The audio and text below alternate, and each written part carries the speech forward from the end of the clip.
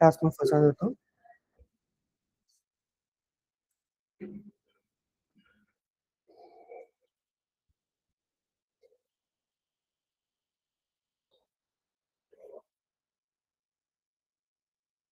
Okay, ચલો સૌથી પહેલા અજયના જે સ્ક્રીનશોટ આવ્યા એ ચેક કરી લઈએ. સોરી, બ્લર થઈ જાય છે, મે બી લોડ નહીં થયું હોય બરોબર.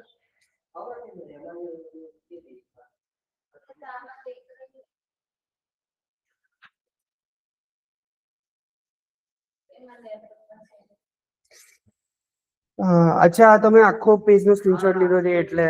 અરે રે, એનામાં શું કરવાનું ખબર છે? એક્સપોર્ટ નું ઓપ્શન આવે છે નીચેથી, એક્સપોર્ટ એઝ પીડીએફ એવું તમને એવું હોય તો લેક્ચર પછી સમજાવું. આવું કઈ લોંગ સ્ક્રીનશોટ નહીં લેવાનો, એવું કઈ કરવું ને તો પીડીએફ એક્સપોર્ટ કરી દેવાની.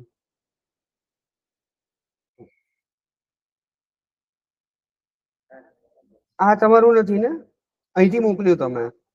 ઓકે, તો સૌથી પહેલા GTmetrix grade A perfect એ હોવો જોઈએ. બધું ગ્રીન છે તો બરોબર છે.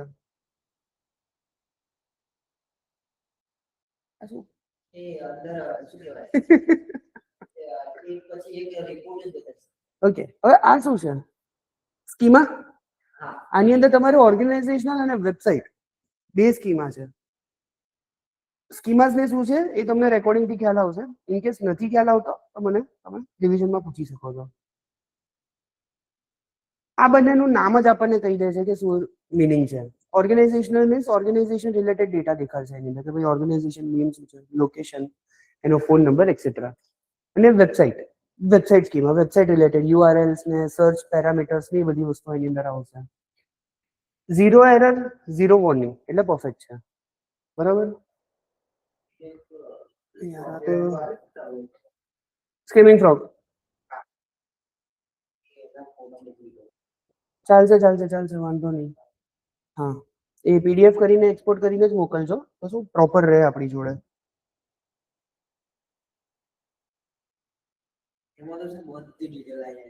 મજા આવે છે ને.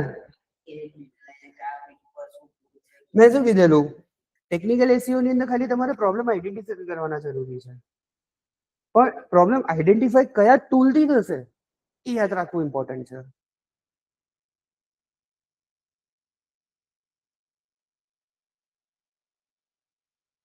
એચરેફ લેંગથી બાકી હતું.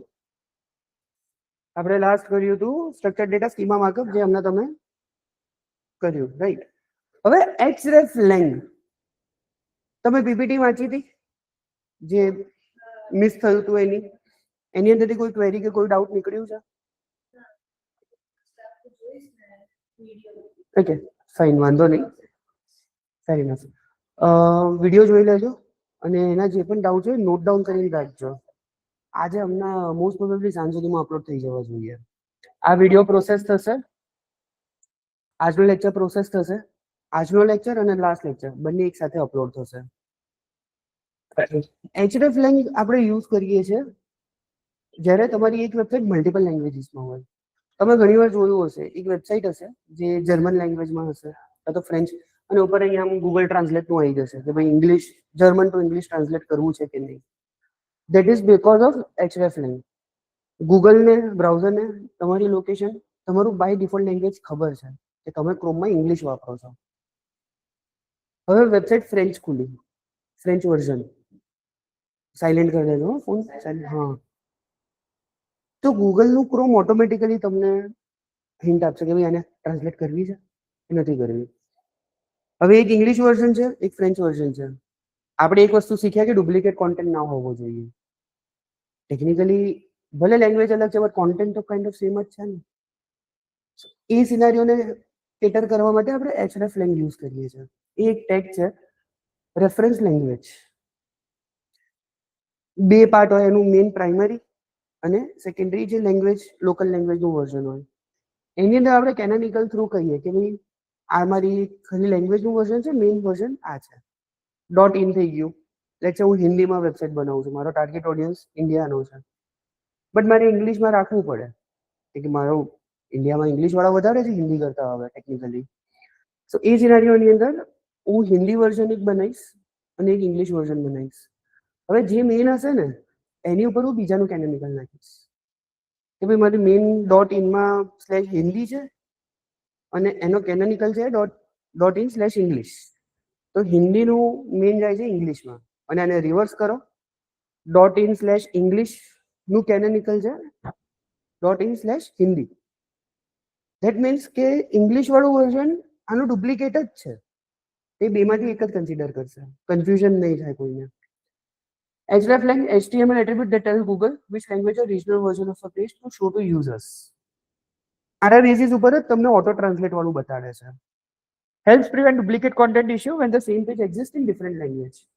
See, SEO ની અંદર કોઈ પણ જગ્યાએ તમે કોઈ પણ ટેગ યુઝ કરો, href થઈ ગયો કે કેનોનિકલ થઈ ગયો, ઇફ કોન્ટેન્ટ ડુપ્લિકેટ થાય છે ધેટ્સ અ પ્રોબ્લેમ.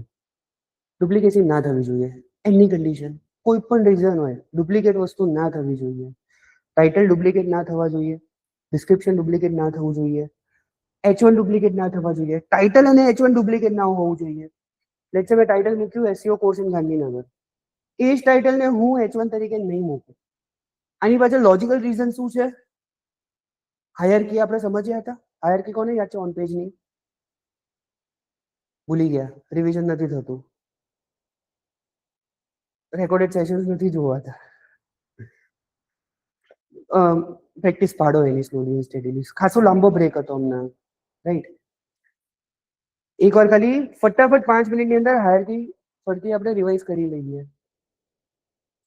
નોટપેડ ખોલવું પડશે, એક જ મિનિટ.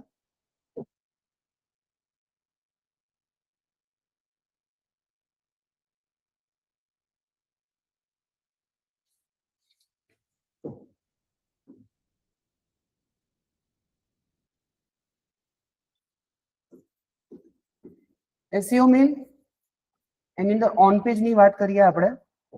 સૌથી પહેલા આવે ટાઇટલ, પછી આવે ડિસ્ક્રિપ્શન, પછી આવે H1 to H6,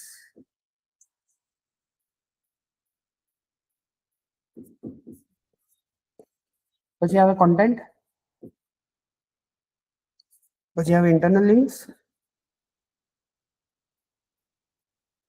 internal link નો બીજો વર્ડ શું છે? એ ટેક્સ્ટ ઉપર, એ ટેક્સ્ટને શું કહેવાય જેની પર લિંક આપેલી હોય? હાઇપરલિંક તો કહેવાય. હાઇપરલિંક તો કોઈ પણ લિંક હોય એને હાઇપરલિંક કહેવાય. બટ સ્પેસિફિક હું કોઈ કોન્ટેન્ટ ઉપર, કોઈ વર્ડ ઉપર લિંક આપું છું, એ વર્ડને હું શું કહીશ? શીપમાં શું હોય? પેલું બસ એ પેલું જ વર્ડ છે. પેલો કંઈક આવો શેપ હોય, શું કહેવાય આને? બસ ઇન્ટરવ્યુમાં આઉટ થશે. શું કહેવાય? કેતવી, એની આઈડિયા? તમે બી તો વિચારો. હો, કઈક કહેવાય, કઈક. કેતવી, યસ સર. આપણે જે ટેક્સ્ટ ઉપર લિંક આપીએ ઇન્ટરનલ લિંક માટે, એ ટેક્સ્ટને શું કહેવાય? કોઈ આઈડિયા? નો સર. ઓકે, વાંધો નહીં.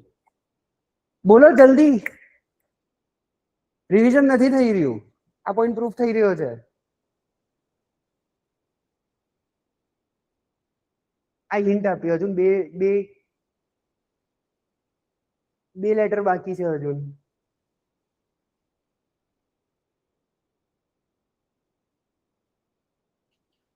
એન્કર ટેક્સ્ટ, કેમ આમ કરો છો?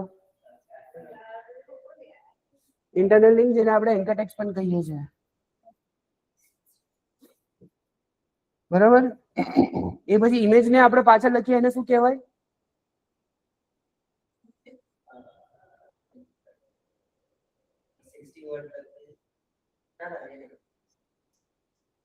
લેટ્સ સે ઇમેજની ગૂગલના ક્રોલર્સની ઇમેજ નથી દેખાતી, એની ઇમેજ ડિસ્ક્રાઇબ કરવા માટે હું જે ટેક્સ્ટ લખીશ એ ટેક્સ્ટને શું કહીશું? મેં કીધેલું કે હું ફર્સ્ટ સેશનનું લાસ્ટ સેશનની અંદર કનેક્ટ કરીશ. તમારી કોન્સેપ્ટ એકદમ ક્લિયર હોવા જોઈએ.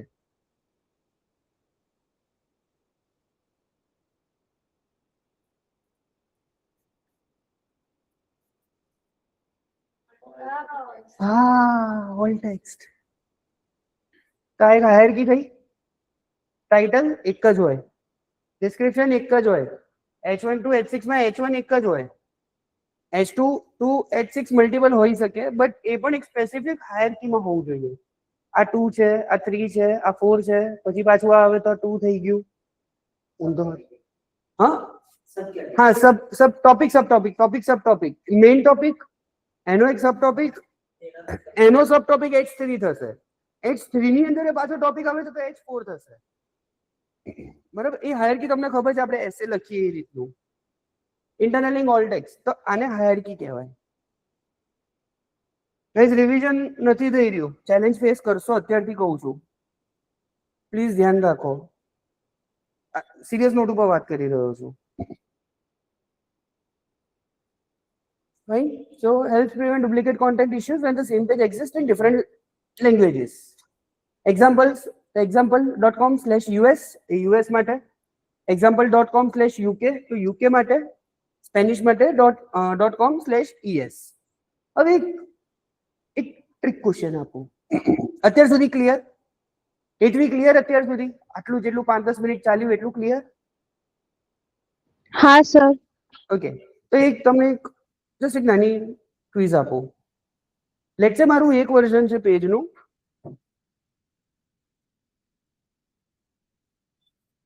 example.com,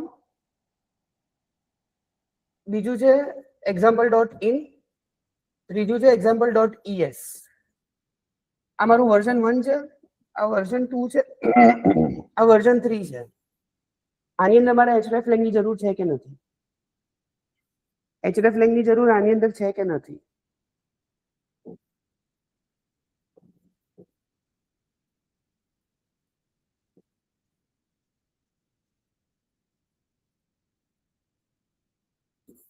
કોણ આન્સર આપશે આનો?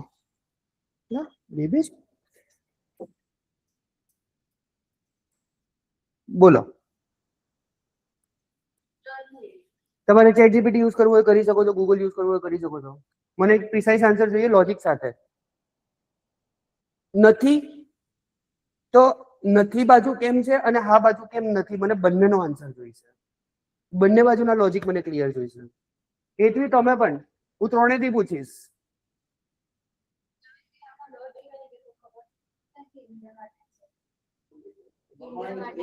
હા તો okay, one at a time. હો, મને ડિબેટ નથી, ડિબેટ આપણે એવું એન્ડમાં કરીશું. હા, એક સેશન ડિબેટ ઉપર રાખીએ, મજા આવશે. બધાને ઓફલાઈન બોલાવીએ, પછી ડિબેટ કરીએ ટોપિક ઉપર. Is Audi better or Mercedes? Okay, તો તમે એમ કહો છો કે ભાઈ .in છે, .com છે, .uk છે, તો જરૂર નથી. તો પછી આની અંદર કેમ જરૂર છે? આની અંદર હું સ્પેસિફિક કહું તો છું કે ભાઈ આ યુએસ છે, આ યુકે છે, આ ES છે, તો પછી આની અંદર કેનોનિકલની જરૂર કેમ છે? Let me play with your mind.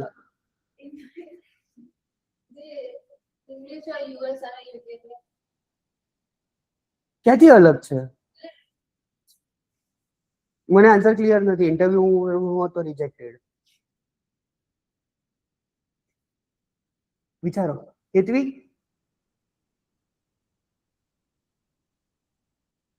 Chat GPT Google use કરી શકો છો, મને કોઈ વાંધો નથી.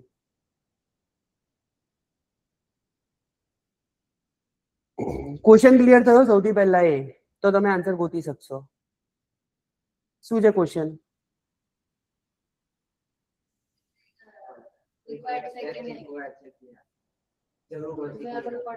ઓકે, જલ્દી ગોતો.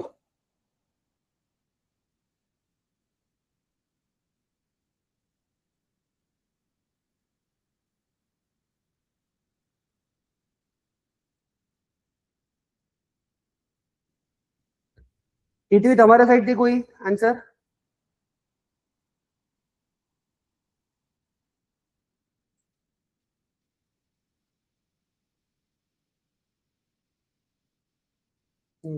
ગોતો. દેવેશ, ક્વેશ્ચન ખ્યાલ આવ્યો છે? ક્યારે જોઈન કર્યું?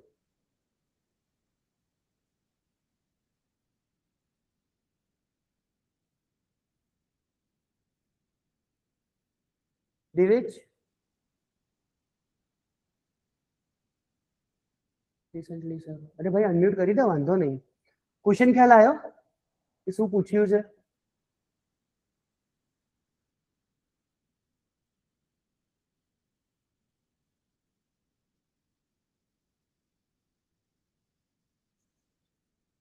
જલ્દી, 1 મિનિટ ટુ ગો.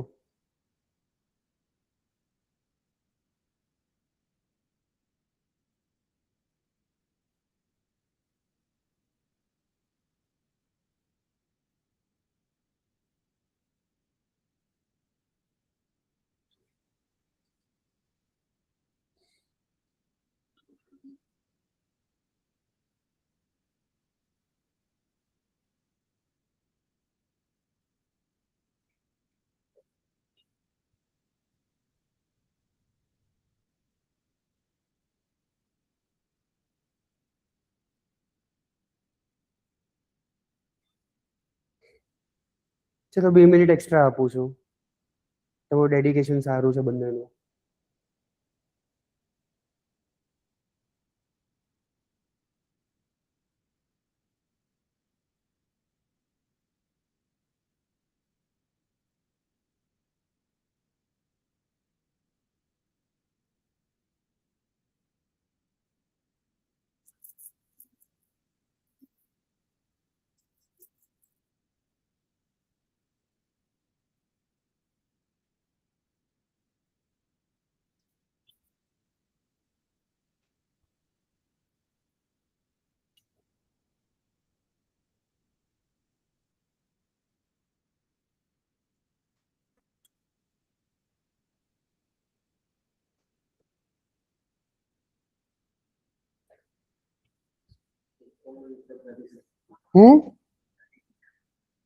તો કેમ અને નાની કેમ ના પાડો છો? હું બંને બાજુ પૂછીશ.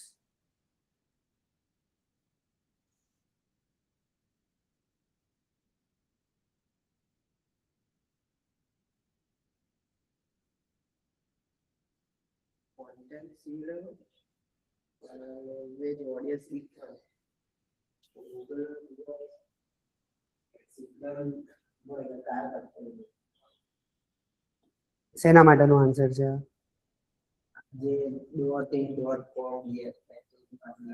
આ છે યુએસ વર્ઝન. એટલે યુએસ વર્ઝન હું કરી રહ્યો છું ઇંગ્લિશમાં. આ ડોટ ઇન છે, અને હું રાખું છું હિન્દીમાં. આ ડોટ ઈએસ છે, ઈએસ આવશે સ્પેનિશમાં. ઓકે. સિમિલરલી આ ત્રણ, આ તમે આને યુકે ગણી લો કે ઇન્ડિયા ગણી લો, કોઈ વાંધો નહીં. બંનેને અગર રિલેટ કરવું હોય તો તમે આને ઇન્ડિયા યુકે ગણી લો. મને તો કોન્સેપ્ટ થી મતલબ છે કે કેટલો ક્લિયર થયો. કોઈ એટેમ્પ્ટ આપવો છે? તુક્કો મારવો છે? તુક્કો મારો, જૂઠું બોલો, કોઈ વાંધો નથી મને, બસ એટેમ્પ્ટ આપો.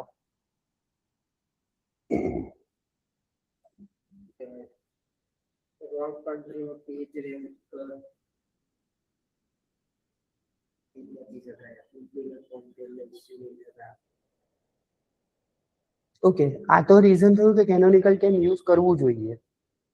તો યુ મીન કે આની અંદર કેનોનિકલ નાખવું કે આની અંદર કેનોનિકલ નાખવું? સી આની અંદર સિનારીઓસ બે થઈ રહ્યા છે. એક છે જે સેમ ડોમેન છે, આ ફર્સ્ટ કેસ છે. આ સેકન્ડ કેસ છે કે ડોમેન જ હું ડિફરન્સ રાખું છું.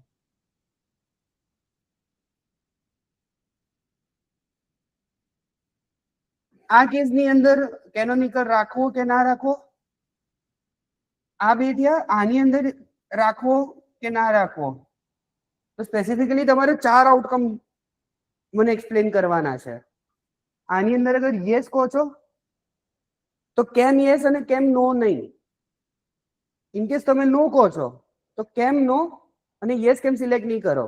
તો આના બે રીઝન બનશે. એક સિલેક્શન કેમ કરશો એનું રિઝલ્ટ, અને એક રિજેક્ટ કરશો એનું કેમ રિઝલ્ટ. સિમિલરલી આની અંદર તો તમારા 4 આઉટકમ આવશે. આની અંદર એક જ ક્વેશ્ચનમાં તમને 4 આન્સર આપવા પડશે મને.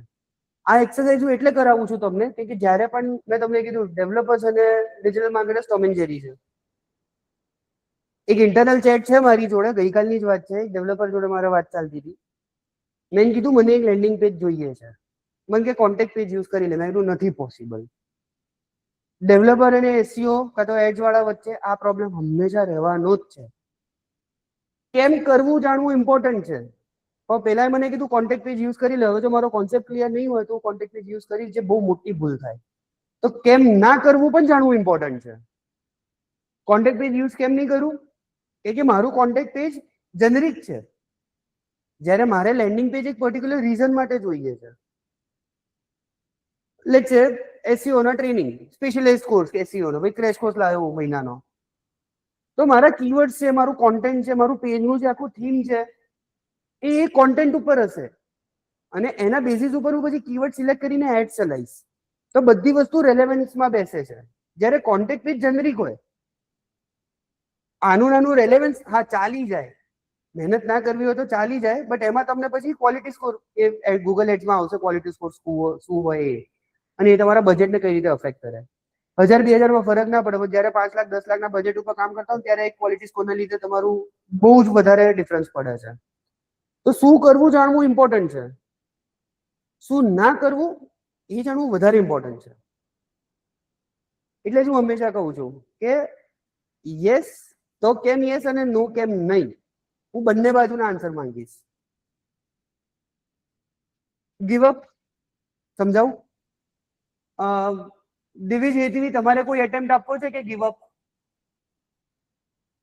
અનમ્યુટ કરીને બોલજો, ફટાફટ ટેક્સ્ટ ટાઈપ કરવા ના બેસતા.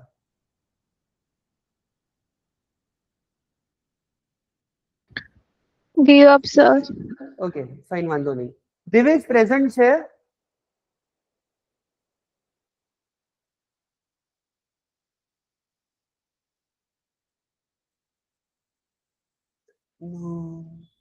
ફરતી કઈ નહીં, આપણે વન ઓન વન કનેક્ટ કરી લઈશું એની માટે. આ હું અત્યારે રિમૂવ કરું છું. સી હવે તમને આ આખું એક વસ્તુ સમજાવું. અહીંયા સિનારીઓ મેં ઉભો શું કર્યો.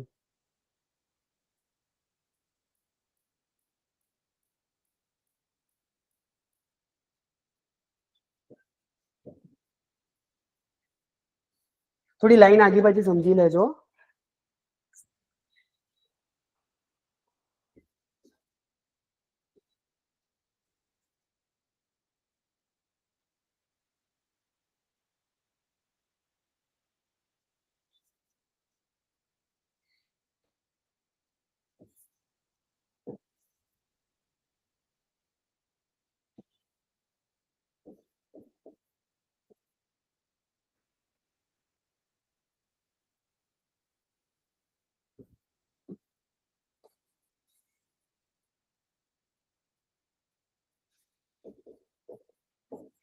આ ચાર્ટ શું કર્યો અમે? આ ટેબલ શું કહે છે?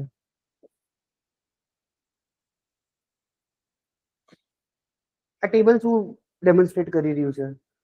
થોડુંક સેલ્ફ એક્સપ્લેનેટરી હોવું જોઈએ. ટ્રાય કરો.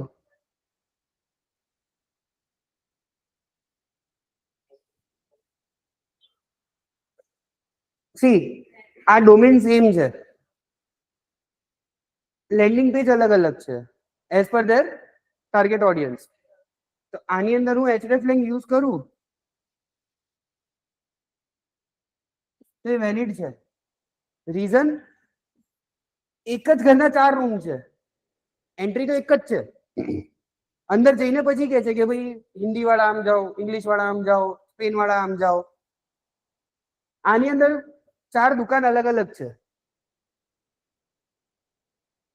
ખ્યાલ આવ્યો? શ્યોર? હવે મને કહો કે શું થશે આગળ.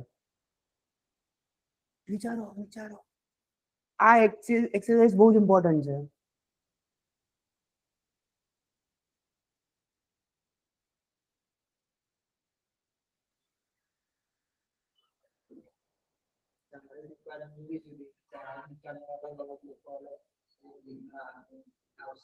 હવે લેટ્સ સે એક જાપાન છે, એક ઇન્ડિયા છે, એક ચાઇના છે.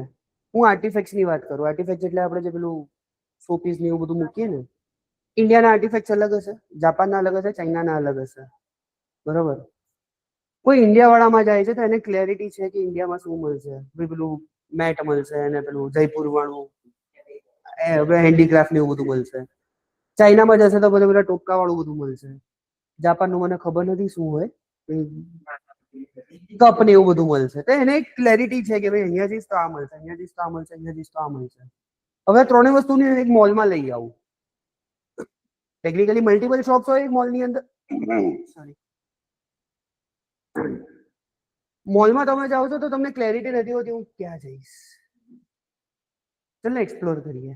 એ મેન્ટાલિટી સાથે જાઓ છો. કાં તો પછી તમને જો કન્ફર્મ હોય કે આ વસ્તુ અહીંયા મળે છે, એન્ટર થઈને સીધા ત્યાં જશો. આ સિનારીઓની અંદર ડુપ્લિકેટ પેજીસ બને છે, એક જ કોન્ટેન્ટ યુઝ કરો છો એટલે. અહીંયા પણ એ સેમ વસ્તુ થઈ રહી છે. આની અંદર તમે hreflang યુઝ નહીં કરો કે તમે એક ડોમેનને બીજા ડોમેન જોડે કેનોનિકલ ના આપી શકો. અને આમાં જરૂરત પણ નથી કે કોઈ ટ્રાન્સલેશન નથી મૂકેલું. તમે સ્પેસિફિક ડોમેન જ લેંગ્વેજમાં બનાવેલું છે. તો આની અંદર hreflang નહીં આવે, બટ એક કન્ડિશન આવશે. શું નહીં કરવાનું તો કે hreflang નહીં નાખવાનું, બટ શું કરવાનું, કોન્ટેન્ટ થોડો યુનિક કરી દેવાનું. સમજાવું. આની અંદર મારું એક જ દુકાન છે અને એક જ દુકાનની અંદર અલગ અલગ આ મોલ થઈ ગયો મારા માટે.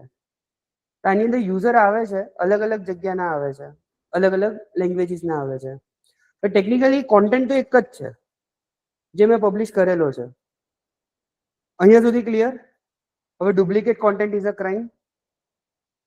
તો આને મારે ગૂગલને કહેવું પડશે કે ભાઈ બધા કોન્ટેન્ટ એક જ છે. મેઇન કોન્ટેન્ટ આ છે, આ બધા એના ડુપ્લિકેટ પાર્ટ્સ છે.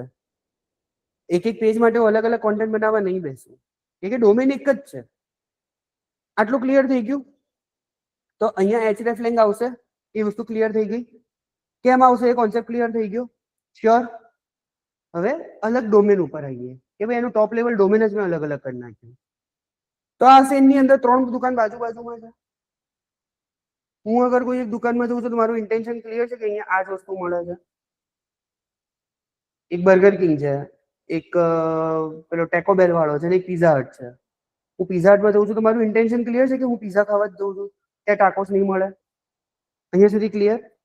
પણ અહીંયા એક જ છે કે આનું અને આનું કોન્ટેન્ટ સ્લાઇટ ડિફરન્ટ હોવું જોઈએ. કે આ સિનારીઓની અંદર ગૂગલ એક જ જણ ગણશે, એક જ મેઇન પાર્ટના સબ પાર્ટ ગણશે. જ્યારે આની અંદર આ ત્રણે નહીં હશે, કોમ્પિટિટર ગણશે. વેબસાઇટ મારી છે, મને ખબર છે. ગૂગલ માટે તો 3 અલગ અલગ આઈડેન્ટિટી છે. આની અંદર હું કોન્ટેન્ટ ચેન્જ કરીશ અને hreflang નહીં આવે. કોન્સેપ્ટ ક્લિયર થયો કે મેં આની અંદર કેમ hreflang યુઝ કરવાની ના પાડી અને આની અંદર કેમ હા પાડી? થયો? અજય ને અર્જુન નથી થયો. આની અંદર ઓટો ટ્રાન્સલેટ થશે. સિમ્પલ વાત કરું, આ પેજ કોઈ પણ ખોલશે, લેટ્સ સે યુકે વર્ઝન ખોલવાનું ટ્રાય કર્યું ઇન્ડિયાથી, તો ઓટો ટ્રાન્સલેટ કરશે કે ભાઈ તારે હિન્દીમાં ટ્રાન્સલેટ કરવું છે. બરાબર? આની અંદર એવું કંઈ જ નહીં આવે કે આની અંદર યુકે સ્લેશ કરીને કોઈ પેલું એ નથી, આ યુકે જ મેઇન છે. હવે ક્લિયર થયું? hreflang નો યુઝ શું છે એ ક્લિયર થયો? આ બહુ નાનો ટેગ છે બટ બહુ ઇમ્પોર્ટન્ટ છે.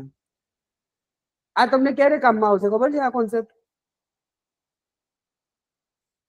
જ્યારે તમે એટલી મોટી મલ્ટી કન્ટ્રી વેબસાઇટ ઉપર કામ કરશો, મલ્ટીલિંગ્યુઅલ વેબસાઇટ, ત્યારે આ કોન્સેપ્ટ બહુ કામ આવશે. ઇનિશિયલી એટલું બધું નહીં આવે એની અંદર, but concept clarity is must. આટલું ક્લિયર? શ્યોર? વધીએ આગળ. પ્લીઝ એક પર્સનલ લેવલથી રિક્વેસ્ટ છે, આ બધા ટોપિક્સ 6 થી 7 વાર રેકોર્ડિંગ ચેક કરજો,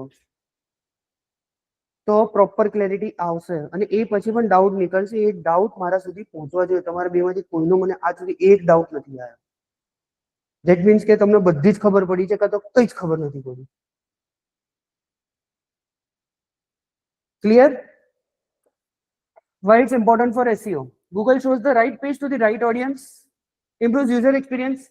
મને સામેથી કહે છે કે ભાઈ હું સ્પેનિશ, અગર મારે હું સ્પેનમાં છું, મારે સ્પેનિશ વર્ઝન જોઈએ છે, તો મને સામેથી કહે છે ભાઈ ટ્રાન્સલેટ કરી આપું. એ ટ્રાન્સલેટ કરી આપું ક્યાંથી કહે છે? મેં ટેગ નાખ્યો હશે તો, નહીં તો નહીં કે. Prevents wrong version ranking. US page shown in rank in Spain. Avoids duplicate content penalties between regional variations. Duplicate content ની પેનલ્ટી તમને નહીં લાગે ઇફ તમે આ ટેગ યુઝ કરેલો હશે, કેમ કે ગૂગલને એક સિગ્નલ મળી ગયું કે આ એ જ કોન્ટેન્ટ છે, ખાલી લેંગ્વેજ અલગ છે, એટલે ડુપ્લિકેટ કોન્ટેન્ટનો તમને પ્રોબ્લેમ નહીં આવે. E commerce store selling globally, Amazon.com છે, Amazon.in છે, Amazon.co.uk છે, તો બધાના અલગ અલગ પ્રોડક્ટ્સ છે. ઇન્ડિયામાં એસી વધારે વપરાશે, યુએસ કેનેડામાં હીટર્સ વધારે વપરાશે, રાઈટ? તો રીજન આખું અલગ છે. યુએસ સાઇટ થઈ ગઈ example.com/us/shoes, UK site example.com/uk/shoes, સ્પેનમાં es/Zappos. Zappos નું મીનિંગ શું થાય આપણે ગોતીએ, કે ખબર પડી ગઈ શું હશે?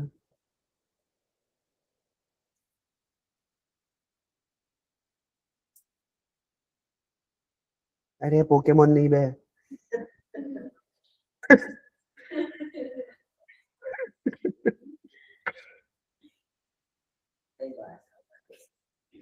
મને નહીં ખબર.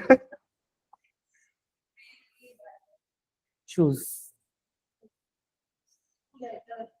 એટલે લેધર શૂઝ એમ. તો આપણને એક વસ્તુ ખબર પડી કે સ્પેનમાં આને ઝેપ્ટોસ કહેવાય. ઝેપેટોસ બધું પોકેમોન ની કહે. Without hreflang, Spanish users see the US version. Activity કરી તો મજા આવી. આવી રીતનું વધારે કરીએ કે બોરિંગ થઈ ગયું તો મજા આવે છે ને? વિથ hreflang શું થશે? US users see US/shoes, UK users see UK/shoes, અને સ્પેન વાળા ઝેપ્ટોસ જોશે, રાઈટ? hreflang આવી રીતે ઇમ્પ્લિમેન્ટ થાય છે. આ જસ્ટ એક રેફરન્સ તમારે સમજવું જરૂરી છે. બાકી વર્ડપ્રેસ ની અંદર પ્લગઇન જ હોય છે. પ્લગઇન ઓટોમેટિક બધા ડાયનામિક યુઆરએલ જનરેટ કરે છે. નહીતર વિચારો અગર આ બધું મેન્યુઅલ કરવાનું હોય, એમેઝોન નો જે ડેવલપર હોય કેવો ગાંડો થાય. રાઈટ? તો આ example.com એનું મેઇન ડોમેન થઈ ગયું. Link relation alternate, hreflang English GB. I guess GD is for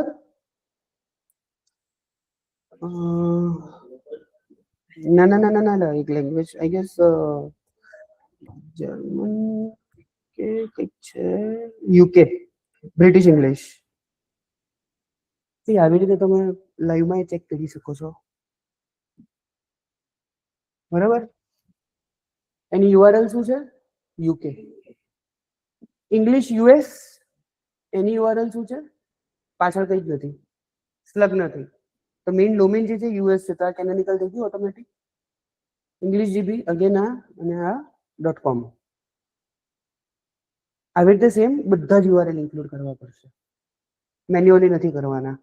ટેન્શનમાં ના આવતા. અરે બાપરે. અહીંયા સુધી ક્લિયર? શ્યોર? આગળ વધીએ. Crawl budget optimisation. ક્રોલ ખબર છે આપણને શું છે? શું છે? સ્પાઈડર તો બોટ થયો.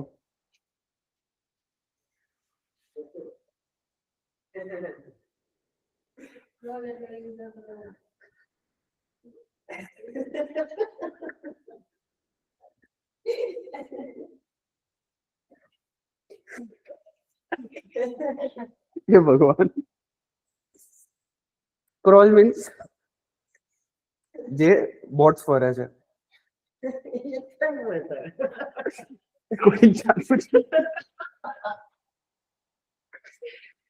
બજેટ મીન્સ ખબર જ છે કે ભાઈ કેટલી લિમિટેશન છે.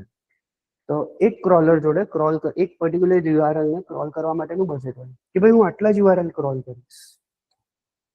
એમાં પ્રોબ્લેમ એ હોઈ શકે સમટાઈમ્સ તમારા મેઇન યુઆરએલ સ્ક્રોલ પહેલા થઈ જાય અને પછી સેકન્ડરી યુઆરએલ્સ આવે. મેઇન યુઆરએલ એટલે તમારા સર્વિસ પેજીસ જે ટ્રાન્ઝેક્શનલ કીવર્ડ ઉપર આવશે. સેકન્ડરી યુઆરએલ એટલે બ્લોગ પેજીસ થઈ ગયા, કોન્ટેક્ટ પેજીસ થઈ ગયા, જે કેટેગરી ટેક્સ પેજીસ થઈ ગયા, જે તમારા સેકન્ડરી કાં તો ઇન્ફોર્મેશનલ કીવર્ડ ઉપર આવશે, રાઈટ? ક્રોલ બજેટ, ભાઈ યુઆરએલ્સ આટલા છે મારી જોડે, લેટ્સ સે 1 લાખ યુઆરએલ છે. ક્રોલર 70,000 મેક્સિમમ ક્રોલ કરી શકે, તો 30,000 યુઆરએલ મારા કયા હોવા જોઈએ કે જે સેકન્ડરીમાં જાય, right? The number of pages Googlebot or other bot crawls on your site within a given time. Limited resources, if wasted, important pages may not get crawled or indexed. Possible છે કે તમારું કોઈ સર્વિસ પેજ એવું છે જે crawl જ નથી થયું. ક્રોલ નહીં થાય તો ઇન્ડેક્સ પણ નહીં થાય. કે પહેલા આઈડેન્ટિફાઈ કરશે, પછી એને ક્લાસિફાઈ કરશે કે કયા કયા કીવર્ડ છે, ક્યાં એને ઇન્ડેક્સ કરવો, અને પછી એ રેન્કિંગ માટે આગળ ક્વોલિફાઈ થશે. Think of it like you on a library. એક વેબસાઇટ છે તમારી. Google has limited time to visit. Crawl કરવા માટે એક લિમિટેડ ટાઈમ છે એની જોડે, લેટ્સ સે 5 minute. If it spends too much time on junk books, duplicate unimportant pages, it won't reach your best books. Homepage, blog pages, એ બધા ઉપર જ એટલો બધો ટાઈમ એને સ્પેન્ડ કરી લીધો એને વાંચવાના અને એને ક્રોલ કરવા પાછા, એ જે મેઇન પેજીસ હતા તમારા સર્વિસ પેજીસ, જ્યાંથી તમને બિઝનેસ મળવાનો હતો ત્યાં સુધી પહોંચી જ ન શક્યો. રાઈટ? ક્લિયર થયું કે ટ્રેડિશનલ એક્ઝામ્પલ આપું? લેટ્સ સે તમે કોસ્મેટિક્સ વેચો છો. હવે એમાં સૌથી મોંઘું શું હોય કોસ્મેટિક્સમાં? Powder type. ના ના, પાવડર ટાઈપ તો ગણી લો ને, પેલું અહીંયા ફાઉન્ડેશન, અહીંયા પેલું પિંક પિંક કરે ને એ બધું ચાલ્યા ગયું. બધો ચલો આપણે ફાઉન્ડેશન અને આગળ જે એસેસરીઝ છે કે લિપસ્ટિક થઈ ગઈ કે પછી આઈલાઇનર્સ થઈ ગયા, એ બધાનું માર્જિન તમારું 5% છે અને ફાઉન્ડેશનમાં તમારું માર્જિન 50% છે. અને આનું વેલ્યુ પણ વધારે છે એટલે 50% વધી જશે. આ 20 રૂપિયામાં 5%, 100 રૂપિયામાં 5% મળે તો 5 રૂપિયા. અહીંયા 500 રૂપિયામાં 50% મળે છે એટલે 250 રૂપિયા. સિનારીઓ ક્લિયર થઈ ગયો? આ પ્રોડક્ટ આગળથી ચાલુ કરીને મારો મોલ છે તો ઝિગઝેગ મોલમાં તમે જોશો હંમેશા ઝિગઝેગ વેમાં જ તમને એક લાઈન ફેરવશે કેશિયર સુધી પહોંચવા માટે. તમે 1000 રૂપિયાનું બજેટ લઈને નીકળ્યા. હવે ગર્લ્સની એક મેન્ટાલિટી હોય, એક કલરના 2 શેડ હશે ને બંને લેશે. તો 200 કરીને 5 લિપસ્ટિક લઈ લીધી ત્યાંથી, 1000 રૂપિયા પતી ગયા. તે 1000 માં 5% એટલે 50 રૂપિયાનો બેનિફિટ થયો. છેલ્લે કાઉન્ટર ઉપર ફાઉન્ડેશન આવ્યું. અરે યાર ફાઉન્ડેશન લેવાનું હતું, પૈસા તો વપરાઈ ગયા, બજેટ પતી ગયું. 250 જગ્યાએ તમે 50 રૂપિયા જ કમાઈ શક્યા. એની જગ્યાએ શું કરી શકાય? ઇમ્પોર્ટન્ટ વસ્તુ આગળ રાખો, એમાં માર્જિન વધારે હોય. ચિલ્લર વસ્તુ પાછળ રાખો. જો કેશ કાઉન્ટર ઉપર હંમેશા સ્વિંગમ્સ, 10-10 રૂપિયા વાળી ચોકલેટ્સ એ બધું મૂકશે. એ ઇમ્પલ્સ બાઇંગ છે. તમે ઊભા છો, ટાઈમ પાસ કરો છો લાઈનમાં, એટલે 2 પલ્સ ખાઈ લઈએ. તો એની માર્જિન ઓછું છે, એની ટિકિટ સાઇઝ નાની છે, તો એને એન્ડમાં રાખવું છે. મોટી વસ્તુઓ માટે સેક્શન આખો અલગ હશે. ફર્નિચર્સ, એના માટે આખો એક ખૂણો મૂકેલો હશે અને મસ્ત ડેકોરેટ કરે છે. અને પછી એની અંદર કલરે અલગ હશે, લાઇટિંગ એ કરી હશે અને એને અલગ રીતે પ્રમોટ કરશે. તો એ હાઈ ટિકિટ વેલ્યુ છે અને એની માર્જિન વધારે છે, તો એને આગળ આપ્યું. હવે હું 5 લાખના બજેટ સાથે ગયો છું ઘરની વસ્તુઓ લેવા માટે, પેલાને તો બેડમાં અને ફર્નિચરમાં વધારે માર્જિન મળતો હશે, એ પહેલા દેખાશે પછી મને લાઇટિંગ દેખાશે.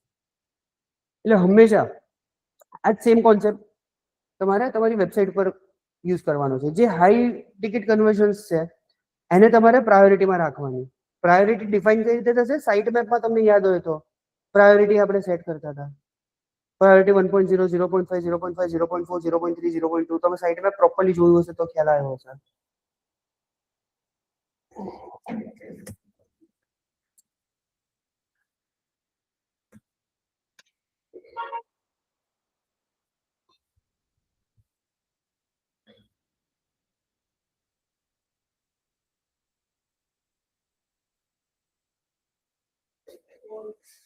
પ્રાયોરિટી 0.5, 0.5.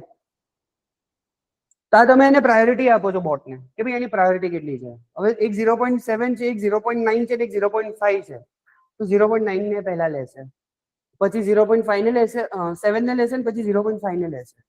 આ જ વસ્તુ સેમ તમે પેલા ફર્નિચર કે ભાઈ પહેલા ફર્નિચર ને જોશે, પછી લાઇટિંગ જોશે, પછી ચિલ્લર વાળું વસ્તુ. ચિલ્લર વાળી વસ્તુ ઇનકેસ નજરમાં નહીં આવે ને તો એટલો મોટો બેનિફિટ, એટલો મોટો ડિસએડવાન્ટેજ નથી.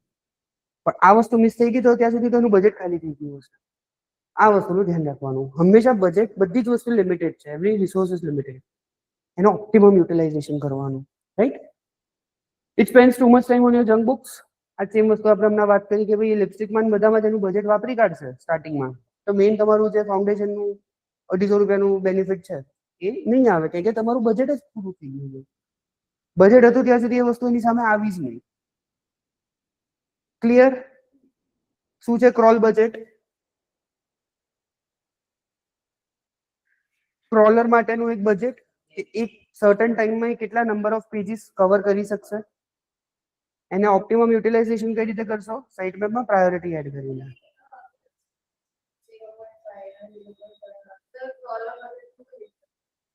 આવે જ ને. લેટ્સ સે નથિંગ પર્સનલ, તમારું પરફોર્મન્સ સારું છે, એક્ઝામ્પલ છે, તમારું 100 બકવાસ છે. હવે તમે બંને એક સાથે ક્વેરી લઈને આવ્યા, હું સૌથી પહેલા ક્વેરી કોની સોલ્વ કરીશ? કેમ?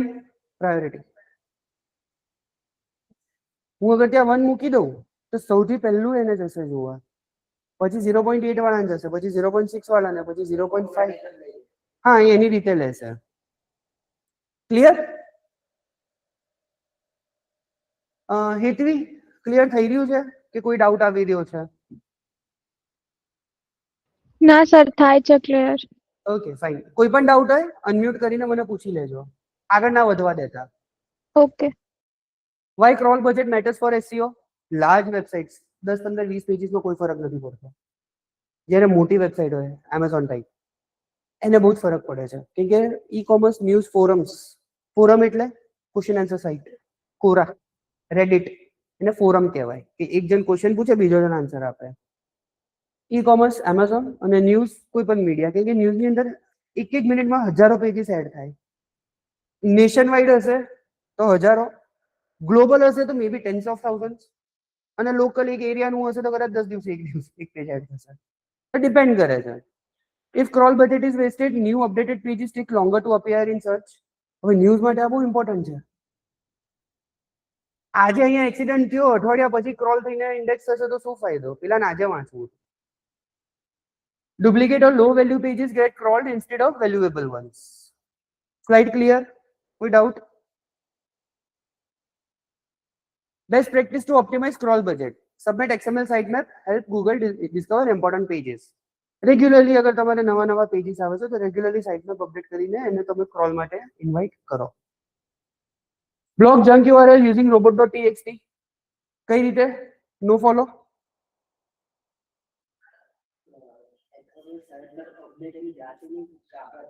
એટલે જાતે થાય, બટ તમારે ચેક કરવું પડશે. તમે જ્યારે યોસ્ટ એસઈઓ યુઝ કરો વર્ડપ્રેસની અંદર, તો યોસ્ટ એસઈઓ ની અંદર જેવું તમે નવું પેજ પબ્લિશ કરો ને, એટલે એક સાઇટમેપ ઓટોમેટિક જનરેટ થઈ જાય. તમારે મેન્યુઅલી એક પેજ એડ કરવાનું, પણ એક ચેક કરવા જવું જરૂરી છે. તમે વન્સ અ વીક કા તો once in a day, depends on the frequency of new pages. તમારે રોજના 10-15 પેજ એડ થતા હોય તો રોજ એકવાર ખાલી સાઇટમેપ જોઈ લેવાનું કે ભાઈ એક બે યુઆરએલ ચેક કરી લેવાની, થયું છે કે નથી થયું. અઠવાડિયે કોઈ નવું પેજ થતું હોય તો વન્સ અ વીક તમે ચેક કરો, ડિપેન્ડ્સ કરે છે. હવે મારી વેબસાઇટ છે, હું વર્ષ સુધી બ્લોગ જ નથી નાખતો એની ઉપર, તો મારે સાઇટમેપ ચેક કરવાની જ જરૂર નથી, રાઈટ? તો અમુક ઓટોમેશનમાં પ્લગઇન્સ હોય છે, એ જાતે જ એનું કામ કરે છે. જેવું નવું પેજ બનાવશો ને સાઇટમેપમાં એડ કરી દેશે. Block junk URLs using robot.txt. તો no follow no index tag આપણે યુઝ કરીશું એના માટે. Use canonical tag to consolidate duplicate URLs. 4-5 pages છે જે સેમ કોન્ટેન્ટ વાળા છે, તો કેનોનિકલ નાખીને ક્લબ કરી દેશે એને. એટલે ક્રોલર્સ બીજા પેજીસ ઉપર વિઝિટ જ નહીં કરે, એ મેઇન પેજ જ વિઝિટ કરશે ખાલી, તો એમાં તમારું ક્રોલ બજેટ બચશે. Fix 404 redirects and server errors. 404 page યાદ છે? આપણે લાસ્ટ ટાઈમ વાત થઈ હતી. શું છે?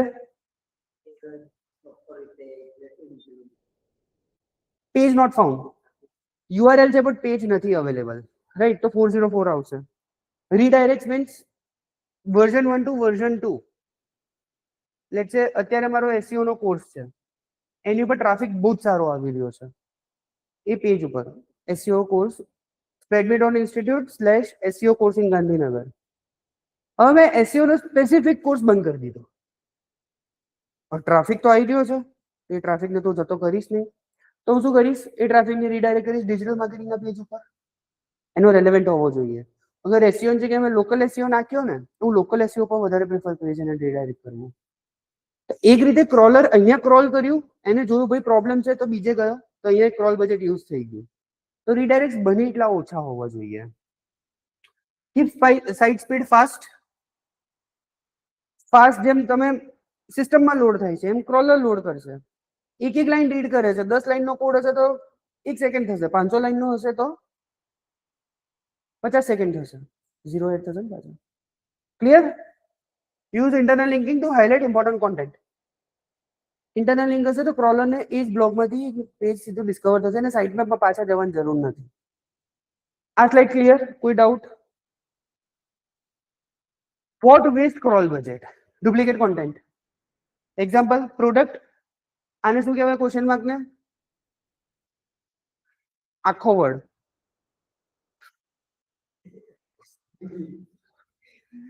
આખો word. Query parameter. Colour red. Product query parameter colour blue.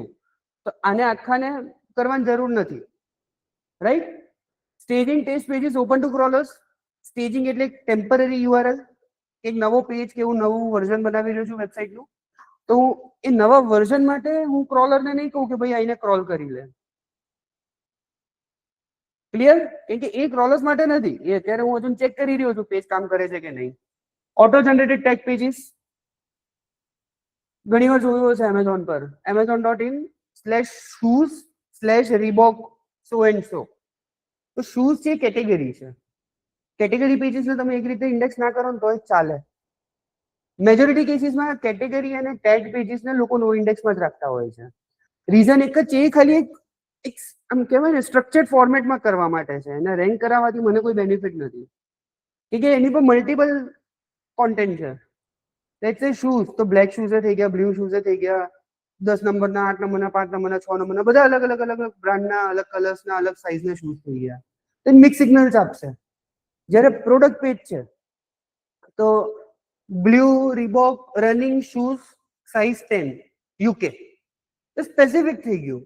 મારે રીબોકના બ્લુ કલરના રનિંગ શૂઝ જોઈએ છે જેની યુકે સાઇઝ 10 હોય. સાઇઝમાં બી અલગ અલગ હોય, યુકે યુએસ. આપણે કયું ફોલો થાય છે ઇન્ડિયામાં? આ ઇન્ફોર્મેશન હોવી જરૂરી છે. માર્કેટ શું ચાલી રહ્યું છે, માર્કેટનું એક્વાયર્ડ પ્રેક્ટિસીસ શું છે, એનું નોલેજ હોવું જોઈએ. લેટ્સ સે કાલ ઉઠીને ઈ કોમર્સ વાળો કોઈ તમારી જોડે ક્લાયન્ટ આવ્યો, તો એને તમારે આ કહેશો ને કે ભાઈ અહીંયા યુકે ચાલે છે, યુકે સાઇઝ રાખ, ઇમ્પ્રેસ થશે. જો એને નહીં ખબર હોય તો બરાબર. અને પછી 2000 રૂપિયા વધારે લેશો મહિનાના તો ખુશી ખુશી લાગશે કે માણસને માર્કેટનું નોલેજ છે, રાઈટ? તો ઇન્ડિયામાં યુકે સાઇઝ ચાલે છે, યુએસ નહીં. યુકે કેમ ચાલે છે? એક બેઝિક લોજિક છે કે આપણે પેલા બ્રિટિશ એક્વાયર્ડ કન્ટ્રી હતી, એટલે આપણે ઇંગ્લિશ પણ બ્રિટિશ ઇંગ્લિશ ચાલે છે, અમેરિકન ઇંગ્લિશ નથી ચાલતી, યુકે ઇંગ્લિશ ચાલે છે. એ બે વચ્ચે ફરક ખબર છે તમને? કલર COLOUR અને COLOR બંને સ્પેલિંગ સાચા છે. બિહેવિયર BEHAVIOUR અને BEHAVIOR. આમાં ઇંગ્લિશ વર્ઝન કયું ને યુકે વર્ઝન કયું? I mean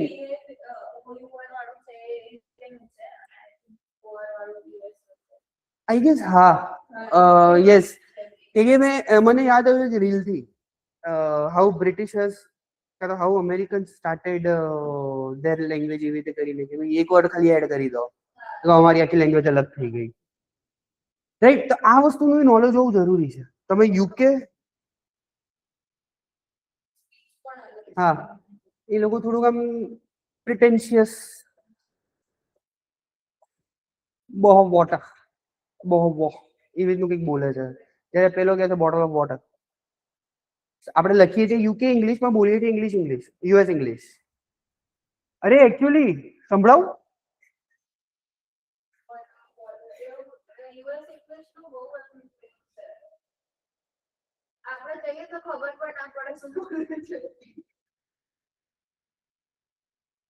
bottle of water આવી રીતે બોલે એ લોકો, અને આની પર તો બહુ મીનિંગ છે. કેનેડા આઉટ નહીં બોલે, ઉટ. કેનેડા વાળા ઉટ બોલશે, બ્રેક ઉટ, રાઈટ? ચલો પાછા આવી જઈએ, આપણે હસી લીધું થોડું. Infinite scroll without proper pagination. Infinite scroll શું છે? તમે સ્ક્રોલ કર્યા જ કરો, નીચે ઓટો જનરેટેડ પેજીસ બનશે. એ જનરલી બ્લોગ પેજીસમાં હોય છે, right. Parameter combination sort is equal to price, size is equal to 10, color is equal to red. તો ત્રણ કોમ્બિનેશન, ત્રણ મેમરી કન્ડિશન્સ મૂકી. આ પેજીસને આપણે ઇન્ડેક્સ કરાવવાની રિક્વાયરમેન્ટ નથી, કે આ કોઈનું એક સ્પેસિફિક રિક્વાયરમેન્ટ છે. મારી સ્પેસિફિક રિક્વાયરમેન્ટ છે કે મને પ્રાઇસીસ લો ટુ હાઈ જોઈએ છે, સાઇઝ 10 જ જોઈએ છે અને કલર રેડ જ જોઈએ છે. હવે મારા જ જેવી એક્ઝેક્ટ રિક્વાયરમેન્ટ બીજાને હોવાના ચાન્સીસ નેગ્લિજિબલ છે. તો હું આને ઇન્ડેક્સ નહીં કરું. આ ઇન્ડેક્સ ના કરવા પાછળ રીઝન આ જ છે કે બધાની રિક્વાયરમેન્ટ અલગ અલગ છે. કસ્ટમાઇઝ પેજ માટે હું એને ઇન્ડેક્સ કરાવવાનું રિસ્ક ના લઈ શકું. રીડાયરેક્ટ ચેન્જ કરીએ કન્ટિન્યુ કે 5 મિનિટનો બ્રેક જોઈએ છે? ના લઈએ એટલે જરૂરત હોય તો લઈએ, ચાલશે? ઓકે. રીડાયરેક્શન એટલે બ્રિજ બંધ છે, તમે ટેમ્પરરી આ બાજુથી જાઓ, બ્રિજ તૂટી ગયો, બનવાનો જ નથી, પરમનન્ટ ત્યાંથી જાઓ. Temporary redirection, permanent redirection. Page અત્યારે ડેવલપમેન્ટમાં છે, કાં તો રિફ્રેશ થઈ રહ્યું છે, તો ભાઈ અત્યારે ટેમ્પરરી આ પેજ ઉપર જાઓ, ધેટ્સ ટેમ્પરરી રીડાયરેક્શન. સર્વિસ જ બંધ થઈ ગઈ, પરમનન્ટ રીડાયરેક્શન. બરાબર. એક ક્વેશ્ચન પૂછું, tiktok.com ટિકટોકની વેબસાઇટ છે, ઇન્ડિયામાં ટિકટોક બેન છે. હવે લેટ છે એને એક નવી વેબસાઇટ બનાવી ઇન્ડિયા માટે, જે ઇન્ડિયાના લોઝ ને બધા સાથે કમ્પ્લાયન્ટ હોય, ઇન્ડિયામાં કંપની રજીસ્ટર કરીને ને એ રીતે. તો એ tiktok.com થી એની નવી વેબસાઇટ લે છે xyz.com .in, ચલો ને, એની ઉપર પરમનન્ટ રીડાયરેક્શન આપશે કે ટેમ્પરરી રીડાયરેક્શન આપશે? વિચારો. ટેમ્પરરી તો કેમ અને પરમનન્ટ કેમ નહીં? પરમનન્ટ તો કેમ અને ટેમ્પરરી કેમ નહીં? You can use Google or chat GPT. એટલી તમારા માટે પણ આ ક્વેશ્ચન છે, તમારાથી આન્સર જોઈશે. ગૂગલ યુઝ કરો, એના વગર નહીં ખબર પડે. ક્વેશ્ચન ખબર પડી સૌથી પહેલા?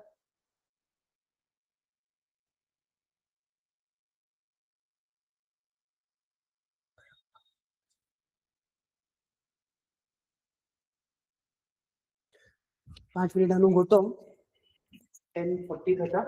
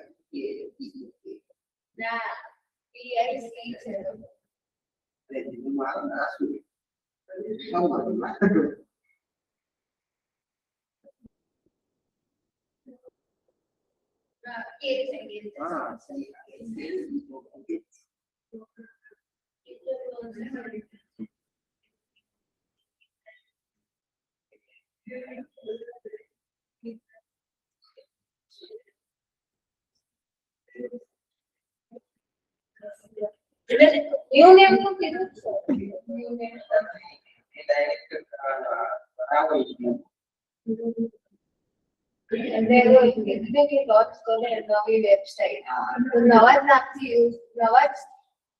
નવું જ નામથી યુઝ કરે ને, તો પરમનન્ટ જ થયું ને.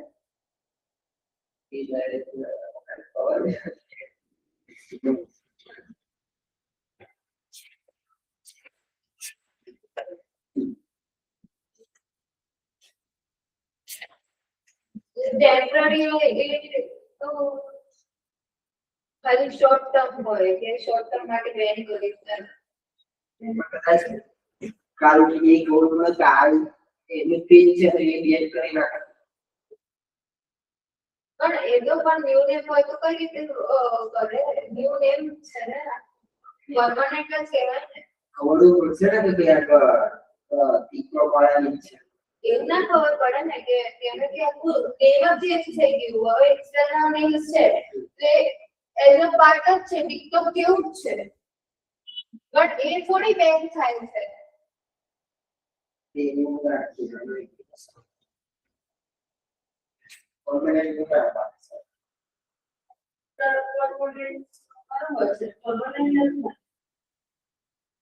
એવી કે ન્યુ રેન્કિંગ આવે, ન્યુ લિંક્સ આવે, બધું કેવું આવે, પરમાનન્ટ જ થાય ને. પરમાનન્ટ નામ પણ તમે સપોઝ સમજો કે આ ગવર્મેન્ટ હવે એ યુઝર હશે બરોબર, એ તો ટિકટોક ની જગ્યાએ કોઈ બીજું નામ યુઝ કરશે ને. કરશે પણ લોકો પડશે કે આ બુક છે. બોલો સર પરમાનન્ટ રિડાયરેક્ટ નહીં પરમાનન્ટ થશે. કેમ? નહીં ચલો હવે તમારા મગજ જોડે રમીએ.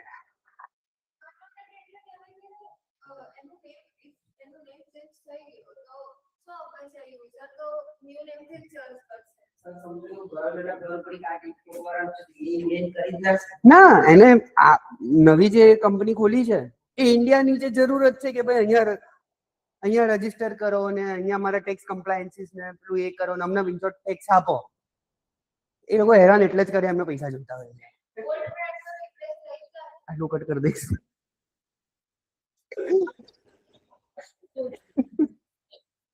એટલે ઇન શોર્ટ એમને એવું છે કે ભાઈ ટેક્સ રેવન્યુ વધે, ડેવલપમેન્ટ થાય, બ્રિજો બને, પછી તૂટે, યુ નો. તો ટેક્સ કમ્પ્લાયન્સ સાથે એ નવી કંપની જનરેટ કરી રહ્યો છે. તો ગવર્મેન્ટને શું વાંધો છે? ગવર્મેન્ટને વાંધો એટલે હતો કે ચાઇનીઝ કંપની છે, પણ હવે તો ઇન્ડિયન થઈ ને, ચાઇનીઝ ઓરિજિનેટેડ ઇન્ડિયન કંપની. કે ભાઈ એનું ઇનિશિયલ ફંડિંગ ચાઇનાથી આવ્યું છે, બટ એ ફંડિંગ થયું છે ઇન્ડિયાથી. એમ્પ્લોયમેન્ટ ઇન્ડિયામાં જનરેટ થશે, ટેક્સ ઇન્ડિયામાં આવશે. હવે ચલો એક થોડુંક મસાલો નાખું. વોટ ઇફ ચાઇનીઝ કંપની ઉપરથી બેન ઉઠી ગયો અને ટિકટોકને અલાઉ કરી દીધું કે હા ભાઈ તું હવે ચાલુ કરી શકે તારા નામથી. એ ટાઈમે તો પરમનન્ટ રિટાયરમેન્ટ હેરાન નહીં કરે.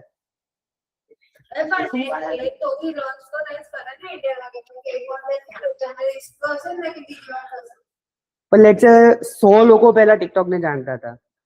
રીડાયરેક્શન કરો છો તમે તો ચાન્સીસ એવા છે કે 40 to 50 લોકો પર્સન્ટેજ ઓફ પીપલ જ ખાલી નવાથી જે કે ટ્વિટર થી એક્સ થયું તો હજુ મારા મોઢેથી ટ્વિટર જ નીકળે છે. અત્યારે ટ્વિટર જ નીકળ્યું, એક્સ નથી નીકળતું.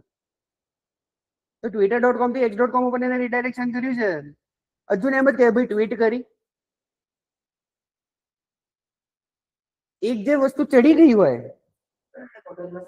એક્ઝેક્ટલી એને બ્રાન્ડિંગ કહેવાય, પોઝિશનિંગ. મગજમાં એક જગ્યા બનાવી દીધી છે એને. ગવર્મેન્ટ બેન ઉપાડી લે છે ત્યારે પરમનન્ટ રિટાયરેશન હેરાન નહીં કરે. પોસિબલ છે. હમણાં જ કંઈક વાત ચાલે છે ટિકટોકના પાછા આવવાની. अच्छा બધા मीम चालू થઈ ગયા. इस बार तो हम लोग कैमरा वैमरा के साथ रेडी है. इंस्टाग्राम रील्स काफी છે એ બધા માટે. આપણે ટોપિક ઉપર પાછા આવીએ, રીડાયરેક્શન. બોલો.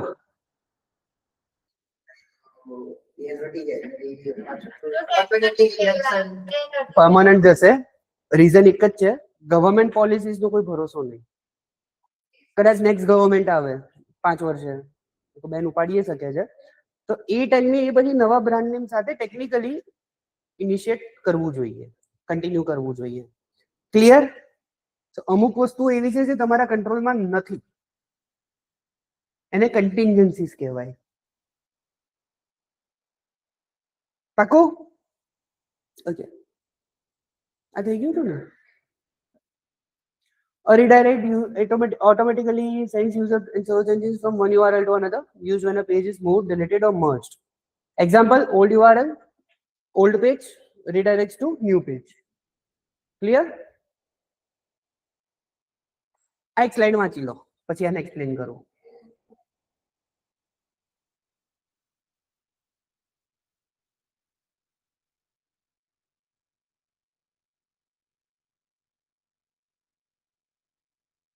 લખી છે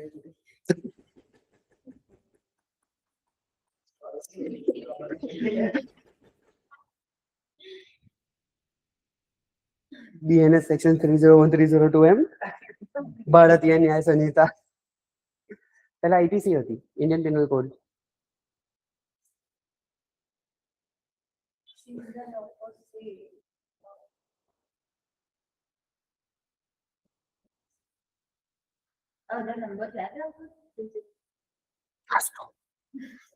એ મહિનો કામ કરશો એટલે ઓટોમેટિક યાદ રહી જશે.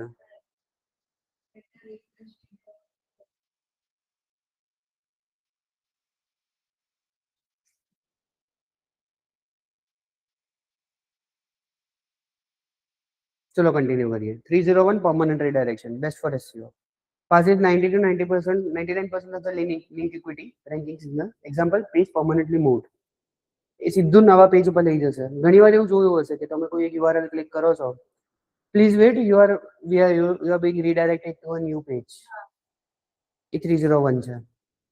Temporary redirection does not always pass link equity, a seasonal offer page, winter offer, new year end sale, એવી રીતનું હોય તો એને હું ટેમ્પરરી રિડાયરેક્શનમાં અંદર કરીશ. 307 temporary, more modern temporary redirect similar to 302, ખાલી નવા એલિમેન્ટ્સ એની અંદર એડ કરેલા છે. અને મેટા રિફ્રેશ રિડાયરેક્ટ્સ જે પેજ લેવલ ઉપર છે, એને પ્રોપર કોઈ કોડ નથી આપેલો, બટ તમારું HTML એવી રીતે ફ્રેમ કર્યું છે કે આગળ જઈને સીધું નવા પેજ ઉપર રિડાયરેક્ટ કરે. આ વસ્તુ કોઈ પણ કાળે અવોઇડ કરવાની. આઈધર 301, 302, 307 તમે લોકો બહુ રેર કેસમાં યુઝ કરશો, મેજોરિટી આ બે જ યુઝ થશે. આ બે યાદ હોવું જોઈએ. પરમનન્ટ પહેલા આવે, ટેમ્પરરી પછી આવે, 301 પહેલા આવે, 302 પછી આવે. એવી રીતે યાદ રાખવું. Why redirects matter for SEO? Prevents 404 error. તમે લોકો ગૂગલ મેપમાં જઈ રહ્યા હો, ગૂગલ મેપ એકદમ કે આગળ દરવાજો છે અને એમ તમે અટકી જાઓ, આમ અરે યાર આ ક્યાં લઈ આવ્યો થાય. સિમિલરલી ક્રોલર્સને પણ એવું થાય કે ભાઈ હું ક્યાં આવી ગયો. એ વસ્તુ અવોઇડ કરવા માટે. Passes SEO value from old URL to new URL. Old URL ની અંદર તમે ખાસી મહેનત કરીને એક ઓથોરિટી બનાવી છે, એ આખી વસ્તુ ન્યૂ URL ને પાસ ઓન થશે. Help maintain ranking and traffic after site migration. તમે આખી સાઇટ માઇગ્રેટ કરી દીધી. લેટ્સ સે પહેલા હું .com ગ્લોબલ લેવલ ઉપર કામ કરતો હતો, કોવિડ થયો, મારી હાલત બગડી ગઈ, હવે ઇન્ડિયા લેવલ ઉપર કામ કરું છું, તો .com થી .in ઉપર આવીશ. તો .com ની એક ઓથોરિટી તો છે જ, એને જતી થોડી કરીશ. તો હું શું કરીશ, ડોમેન લેવલ ટ્રાન્સફર આપીશ. .com થી આખું .in ઉપર જતું રહ્યું છે. ત્યાં જે ટ્રાફિક આવે છે, ત્યાં જે ઓથોરિટી છે, આખી ઓથોરિટી લઈને ક્રોલર્સ અને યુઝર્સ મારી નવી વેબસાઇટ ઉપર આવશે. અહીંયા પત્યું ને આપણે. Okay, best practices for redirects, use 301 for permanent changes, SEO safe, update internal links to point directly to final destination. Yes, let's સે બ્લોગ ની અંદર તમે એન્કર ટેક્સ્ટમાં એ URL આપી છે, એ URL ને તમે રીડાયરેક્ટ કરી, તો હવે ક્રોલર માટે કેવું થશે, બ્લોગ વાંચે છે, આ URL આવી, URL ઉપર જશે, એક રીડાયરેક્શન થયું, અહીંયાથી બીજું રીડાયરેક્શન, તો તમારો ક્રોલ બજેટ અહીંયા યુઝ થયો. તમે એક રીડાયરેક્શન અગર પરમનન્ટ કરો છો તો ધ્યાન રાખો જેટલા પણ એન્કર ટેક્સ્ટ છે, જો ટેકનિકલ ટર્મ યાદ રાખવાનું આ ઇમ્પોર્ટન્ટ છે, આ ઇમ્પોર્ટન્ટ છે. હું અત્યારે શું બોલ્યો, જેટલા એન્કર ટેક્સ્ટ છે. હવે તમને એન્કર ટેક્સ્ટ જ નહીં ખબર હોય તો તમે સમજી જ નહીં શકો. હેન શું કહું છું કે ટેકનિકલ જાર્ગન્સ સમજી લો, યાદ રાખી લો. તૂટેલું યાદ હશે તો એ ચાલશે, કોઈ સ્પેસિફિક ડેફિનેશન નથી માંગતું. સો જેટલા પણ એન્કર ટેક્સ્ટ છે એ બધા ઉપર મારે URL ચેન્જ કરવી પડશે, નહીતર જેટલી વાર ક્રોલર ત્યાં જશે ને એટલી વાર મારું બજેટ યુટિલાઇઝ થશે. ક્લિયર આટલી વસ્તુ? Use redirect in site migration, HTTPS switch or rebranding. Rebranding એટલે ટ્વિટરનું એક્ઝામ્પલ, twitter.com થી x.com, એ મેસિવ રીબ્રાન્ડિંગ હતું. What to avoid? Redirect chains, multiple redirect in sequence. એક પેજ આજે મેં અત્યારે કીધું ને કે જૂનું URL ઉપર જશે, ત્યાંથી એક નવું રીડાયરેક્ટ, અને ચેન કહેવાય. ઘણી વાર એવું થશે કે તમે 10 પેજીસ બદલશો, જનરલી ચોથા પાંચમા પેજ ઉપર યુઝર ક્વિટ કરી દે, એ સીધી વેબસાઇટ જ બંધ કરી દે કેમ કે એને લાગે સ્પેમ છે. સ્પેમ, ઘણા લોકો સ્પામ કહે, મને સ્પેમ વધારે સૂટ થાય છે. Right? Solution A to D directly, જે મેં કીધું, સોર્સ ઉપર જે એન્કર ટેક્સ્ટ છે એની ઉપર જ લિંક બદલી દઈશ, અપડેટ કરી દઈશ. Redirect loops, A redirects to B, B redirects back to A. અહીંથી અહીંયા જાય છે ને અહીંથી અહીંયા જાય છે. ના, હાયરકી. દાદાથી પરપોતોથી દાદા ના થાય. લોજિક બેસે છે. તો પેજ 1 ટુ પેજ 2 જવું જોઈએ, પાછું પેજ 2 ટુ પેજ 1 નહીં. હા, તમે page 2 to page 3, page 3 to page 4 અને પેજ 4 ટુ પેજ 1 કરી શકો. એ પણ અવોઇડ કરવું જોઈએ. બટ અગર કનેક્ટેડ છે, ઇફ યુઝરને સેન્સ બને છે, તો you can do it. Overusing redirects, slowing sites and waste scroll budget. Redirect everything to home page. બધું જ નાખ્યું હોમ પેજ ઉપર. ના, રેલેવન્ટ પેજ હોય તો સૌથી પહેલા એના રેલેવન્ટ વાળા ટોપિક ઉપર જશે. કોઈ સર્વિસ પેજ નથી તો એના રેલેવન્ટ બ્લોગ ઉપર નાખો. બ્લોગ પણ નથી તો હોમ પેજ ઉપર જવા દો. Home page should be your last option. ખબર પડી કે નથી પડી? લાસ્ટ પોઈન્ટની વાત કરું છું.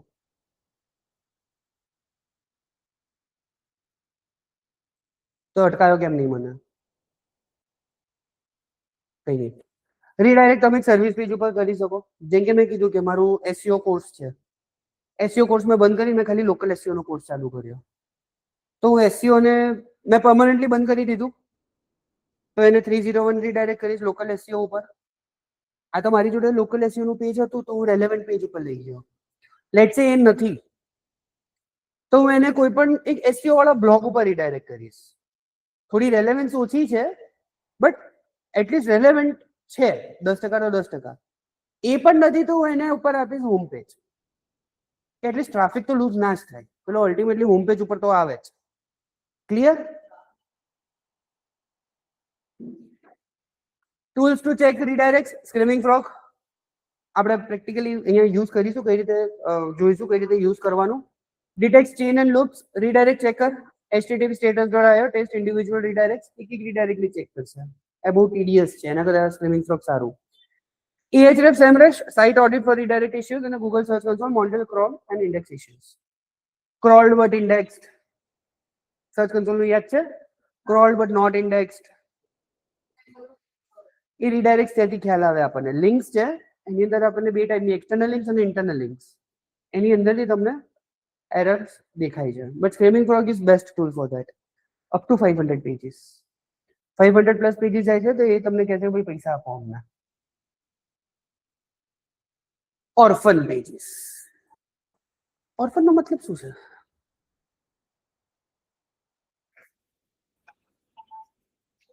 અનાથ. સાચું છે? ઓર્ફન એટલે અનાથ? ઓર્ફન એટલે અનાથ. અનાથ કોને કહેવાય? જેને ના મમ્મી ના પપ્પા ના ફઈ ના કાકા ના મામા ના માસી. હા, એટલે કોઈની લિંક નથી. બસ આપણે વેબસાઇટ ઉપર એક પેજ બનાવી દીધું જેની મેં ક્યાંય લિંક જ નથી આપી. અનાથ રાખી દીધો છે, ખાલી પેજ બનાવીને મૂકી દીધું. કોઈ પણ સર્વિસ પેજ, કોઈ પણ બ્લોગ પેજ, કોઈ પણ મેનુમાં ક્યાંય પણ એને મેં લિંક નથી કરેલું. આઇસોલેટેડ છે. એ ના હોવું જોઈએ. કેમ? લેટ્સ સે ક્રોલર એ પેજ ઉપર ભૂલથી આવી ગયો તો એને રેફરન્સ શું મળશે કે ભાઈ આ ક્યાંથી ચાલુ થાય છે, ક્યાં પૂરું થાય છે, આની રેલેવન્સ શું છે એને ક્લિયર નહીં થાય. Pages on your website that exist but are not linked from anywhere internally. Internally ક્યાંથી પણ રેન્ક લિંક નથી કરેલી. Search engine and user can't find them easily unless they appear in the sidebar or directly crawled. કેમ નહીં કરી શકે? કે એને ડિસ્કવર કરવું પડશે. Right? Examples, a landing page created for campaign, example.com/summer sale. આને હું અગર નો ઇન્ડેક્સ કરી દઉં ને તો આ પેજ ચાલે. જેટલા પણ તમે એડ્સ માટે પેજ બનાવશો ને એ ઓર્ફન પેજ જ હશે. પણ એ પેજીસને આપણે બાય ડિફોલ્ટ નો ઇન્ડેક્સ કરીને રાખેલા હશે. એટલે એ એક્સેપ્ટેબલ છે કે ભાઈ એ ક્રોલર માટે નથી, એનું ઇન્ટેન્શન અલગ છે. If no menu blog of product link point to it, it's orphan page. મેનુથી પણ નહીં, કોઈ બ્લોગથી પણ નહીં, ક્યાંથી પણ એને લિંક નથી મળી રહી, એને ઓર્ફન પેજ કહેવાશે. Why orphan pages are a problem? Search engines may not crawl or index them. Crawl नहीं था, index नहीं था. They don't receive link equity from other pages. अच्छा, page rank. Page rank શું છે? બધા પેજીસ ને એક રેન્કમાં ક્લાસિફાઈ કરેલા હોય. લેટ્સ સે આનો રેન્ક 10 છે એનો સબ પેજ હશે, એનો રેન્ક 8 હશે, એનો સબ પેજ હશે, એનો રેન્ક 6 હશે. જેમ જેમ અંદર જશે એમ પેજ રેન્ક આગળથી પાછળ શિફ્ટ થાય. હોમ પેજ નું પેજ રેન્ક લઈને ક્રોલર સર્વિસ ઉપર આવે, સર્વિસ નું લઈને સબ સર્વિસ ઉપર જાય, કાં તો પ્રોડક્ટ ઉપર જાય, કાં કેટેગરીઝ ઉપર જાય. અગર ક્યાંય પણ ઇન્ટરનલ લિંક નથી તો એના રેફરન્સ અને પેજ રેન્ક નહીં મળી શકે, ડિરાઈવ નહીં કરી શકે. Poor user experience, user can navigate to them. આ મેજોરિટી ગવર્મેન્ટની વેબસાઇટ ઉપર થાય છે. સ્પેસિફિકલી જ્યારે તમારે રિફંડનું ક્લેમ કરવું હોય, પેજ જ નહીં મળે, પેજ જ નહીં મળે, કેટલું ઇરિટેશન થાય. અને waste scroll budget if low value orphan pages exist. આટલું ક્લિયર? જઈએ આગળ. Duplicate content and canonicalization. What is duplicate content? એક જ કોન્ટેન્ટ બે પેજીસ ઉપર યુઝ કર્યું હોય. Same or very similar content appearing on multiple URLs can be within the same site, internal duplicates, or across different sites, external duplicates. Use ના કરાય ને. શું ના કરાય? એટલે ના કરાય, ના કરાય. That's a crime. હવે આપણે પેલું જે આપણે એચએસ સ્લેંગ વાળું એક્ઝામ્પલ આપ્યું હતું, એક ડોમેન લેવલ ઉપર રાખ્યું છે .uk.in .es.com અને એક સેમ ડોમેન બટ પેજીસ અલગ અલગ કરેલા છે. અહીંયા કે છે એક્સટર્નલ ડોમેન હોય, ડોમેન વાઇડ પણ તમારે કોન્ટેન્ટ સેમ ના હોવું જોઈએ. અને ત્યારે તમને કીધેલું કે એનું કોન્ટેન્ટ થોડું ચેન્જ કરી દેવાનું. લિંક બેઠી એ સ્લાઇડની ના સ્લાઇડની લિંક બેઠી શ્યોર. એટલે હું કહું છું મારા બધા લેક્ચર એકબીજા જોડે કનેક્ટેડ છે, લેક્ચરની અંદર પણ સ્લાઇડ્સ કનેક્ટેડ છે. આની અંદર કેવું છે, એક કોન્સેપ્ટ તમે સમજ્યા ને આગળના 10 કોન્સેપ્ટ સમજવા ઈઝી છે, બટ જો વચ્ચે એક પણ ચૂક્યા ને આગળ એની કેસ્કેડિંગ ઇફેક્ટ થશે. એટલે મને ડાઉટ આવે બિંદાસ રોકી લેવાનો, એમાં અટકાવવાનું નહીં. Duplicate content canonicalization, URL variations કયા હશે ને એના HTTP versus HTTPS. Tracking parameter session ID example.com/page/query UTM is equal to 1 to 3. example.com/page. Trailing slash versus non trailing slash. Page ઘણામાં એવું હશે કે ભાઈ પાછળ પણ સ્લેશ આપેલો હશે URL માં, પેજમાં એકદમ એન્ડમાં, અમુક એવું હશે કે ભાઈ પાછળ URL ની પાછળ એન્ડમાં સ્લેશ નહીં હોય. જનરલી આ રેગ્યુલરલી ચાલતું હોય છે. આ વર્ઝન તમે કોઈ પણ વેબસાઇટ ઓપન કરો એન્ડમાં સ્લેશ નહીં મળે તમને. જો આમાં છે, આમાં નથી. હા એટલે એ પણ વાત સાચી તમારી. ચલો આમાં જોઈએ, આમાં નથી, આમાં છે. બરાબર. HTTP વર્સિસ, હા તો એ સ્લેશ વાળું સ્લેશ વગરનું બંને અલગ અલગ પેજ થયા. તમને ભલે એક લાગે, બંને અલગ અલગ વર્ઝન થયા. જો લેટ્સ સે આ છે બરોબર, છેલ્લે સ્લેશ છે, આપણે કાઢી નાખ્યો અને હવે એન્ટર આપું. આવી ગયું પાછું, આ રીડાયરેક્ટ થયું. એમ નહીં, આ રીડાયરેક્ટ થયું. પહેલું એક અલગ પેજ થઈ ગયું, સ્લેશ વગરનું એક વર્ઝન થયું, સ્લેશ સાથે એક વર્ઝન થયું. સિમિલરલી HTTP વાળું એક વર્ઝન થયું, HTTPS વાળું વર્ઝન થયું. જેટલા પણ URL ના વર્ઝન છે, www ડોટ કરીને www.domain without www.domain direct domain, એ બંને અલગ અલગ વર્ઝન થયા. એટલે આટલા ડુપ્લિકેટ્સ થાય જો કેનોનિકલ યુઝ ના કરો તો. HTTP HTTPS કોપીડ પ્રોડક્ટ ડિસ્ક્રિપ્શન, આ મોસ્ટ કોમન ઈ-કોમર્સ વેબસાઇટમાં તમને મળશે. હવે આઈફોન 17 પ્રો મેક્સ અલગ અલગ કલર છે, રેડ, બ્લુ, ગ્રીન, યેલો અને ઓરેન્જ ભગવો. રેમ તો સેમ જ છે, સ્ક્રીન સાઇઝ સેમ છે, કેમેરો સેમ છે. તમે એના અલગ અલગ કલરના પેજીસ બનાવશો તો ડુપ્લિકેટ કોન્ટેન્ટ જ થશે ને. તો એક મેઇન કલરનું પેજ બનાવી દેવાનું બ્લેક અને બધાને કેનોનિકલ એની ઉપર આપી દેવાનું. તો ડિસ્ક્રિપ્શન એટલીસ્ટ સેમ રહે, ડુપ્લિકેટ કોન્ટેન્ટ નો ઇશ્યુ ના આવે એની અંદર. Why duplicate content is bad for SEO? Confuses Google which page should rank. કયું પેજ રેન્ક કરવાનું. હવે હું તમને બે નોટ્સ આપું, બંનેનું કોન્ટેન્ટ સેમ, અને કહું ભાઈ તમારે ત્યાં વાંચી લો. અરે સર ઇમ્પોર્ટન્ટ કયું છે? ક્વેશ્ચન આવશે. બંને સરખું છે, ખાલી નાનો નાનો ફરક છે, પણ ઇમ્પોર્ટન્ટ કયું છે એ વસ્તુ ગૂગલને નહીં થાય. ગૂગલને મહેનત કરવી નથી ગમતી, એ આપણા કરતા વધારે આળસુ છે, એને બધું રેડીમેડ જોઈએ છે. બરાબર. Split link equity between pages. Link equity અલગ અલગ પેજીસ ઉપર સ્પ્લિટ કરી દેશે જો તમારું ડુપ્લિકેટ કોન્ટેન્ટ હશે તો. Can lead to index blot, અનનેસેસરી pages index. એક સાથે 4 વર્ઝન ઇન્ડેક્સ કરીને મૂકી દેશે. હવે પોસિબલ નથી, તમારી વેબસાઇટને જ રેન્ક કરવાનું બંધ કરી દેશે, બટ વર્સ્ટ કેસમાં એ પોસિબલ છે. In rare cases Google May consider it duplicate spam. સીધા સ્પેમમાં નાખી દેશે તમને. Canonicalization, selecting the main version of a page when duplicate exists. એક મેઇન વર્ઝન એની નીચેના બધા ડુપ્લિકેટ પેજીસમાં example.com/dresses/red અને red dress. તો આ બેમાંથી એકને હું ફાઇનલ રાખીશ અને બીજાને એની પર કેનોનિકલ આપી દઈશ. ચૂઝ વન એઝ કેનોનિકલ, તો ભાઈ આને મેં કેનોનિકલ નાખી. સાઇટ્સ સ્ટ્રક્ચર શું રહેશે? Link relation is equal to canonical, href is equal to example.com/dresses/red. તો આ યુઆરએલ મેં મેન આપી દીધી. કોઈ આની ઉપર જશે તો ક્રોલર આને નહીં કન્સિડર કરે, આને જ કન્સિડર કરશે, કેમ કે મેં રેફરન્સ અહીંયા આપ્યો છે dresses/red નો. ક્લિયર? હવે આ કોડ હું જેટલા પણ બીજા યુઆરએલ્સ ઉપર એડ કરીશ ને, જેટલા પણ બીજા પેજ ઉપર, એ બધા માટે આ વાળું યુઆરએલ મેન થઈ જશે. એક્સપ્લેન. વંચાય છે? શ્યોર ને? head link relation is equal to canonical, href is equal to example.com/original page, head complete, head tag માં જશે. canonical url points to itself, original page/page 2. આને canonical શું આપ્યો? original page, અને આ છે original page. તો આનો canonical આ છે, તો ક્રોલર અહીંયા જશે તો એ આને કન્સિડર નહીં કરે, એ કન્સિડર આને જ કરશે. અગર મેઇન યુઆરએલ હોય એ કેનોનિકલ હમ. અને તે બીજું હોય alternate હોય. ના, ઓલ્ટરનેટમાં શું કામ જશે?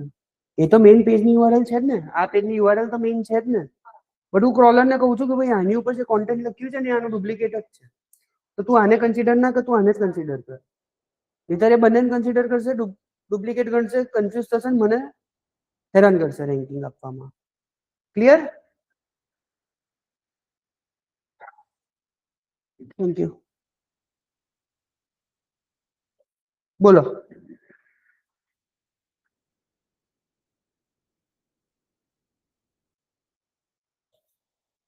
શેની ઉપર ડિબેટ કરવી છે? બોલો હવે. કે પછી એક ટોપિક આજે નક્કી કરીએ, નેક્સ્ટ સેશનમાં ડિબેટ રાખીએ.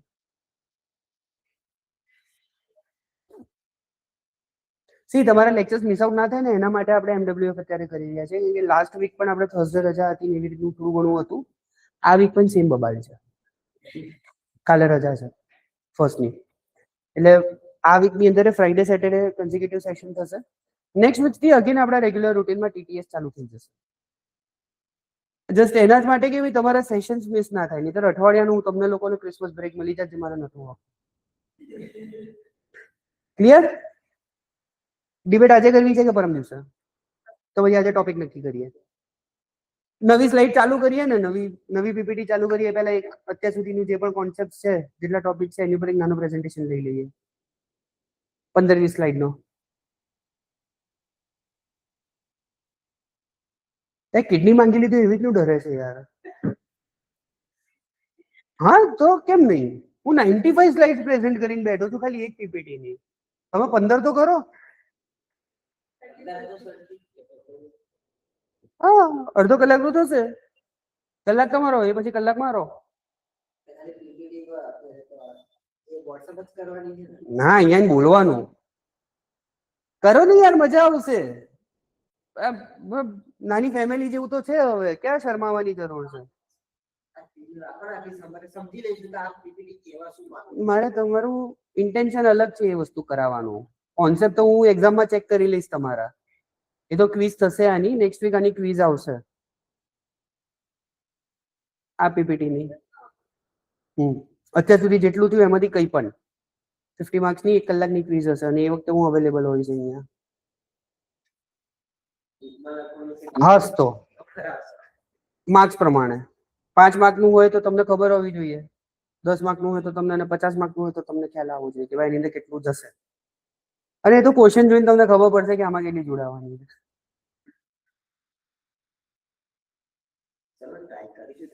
હા કરો ને, સ્લાઇડ્સ જુઓ, જેટલી પીપીટી અત્યાર સુધી તમને શેર કરી છે, 2 કરી છે ને કે 3 કરી છે? એક ફંડામેન્ટલની મોડ્યુલ 1 આપ્યું, એક મોડ્યુલ 2 નું.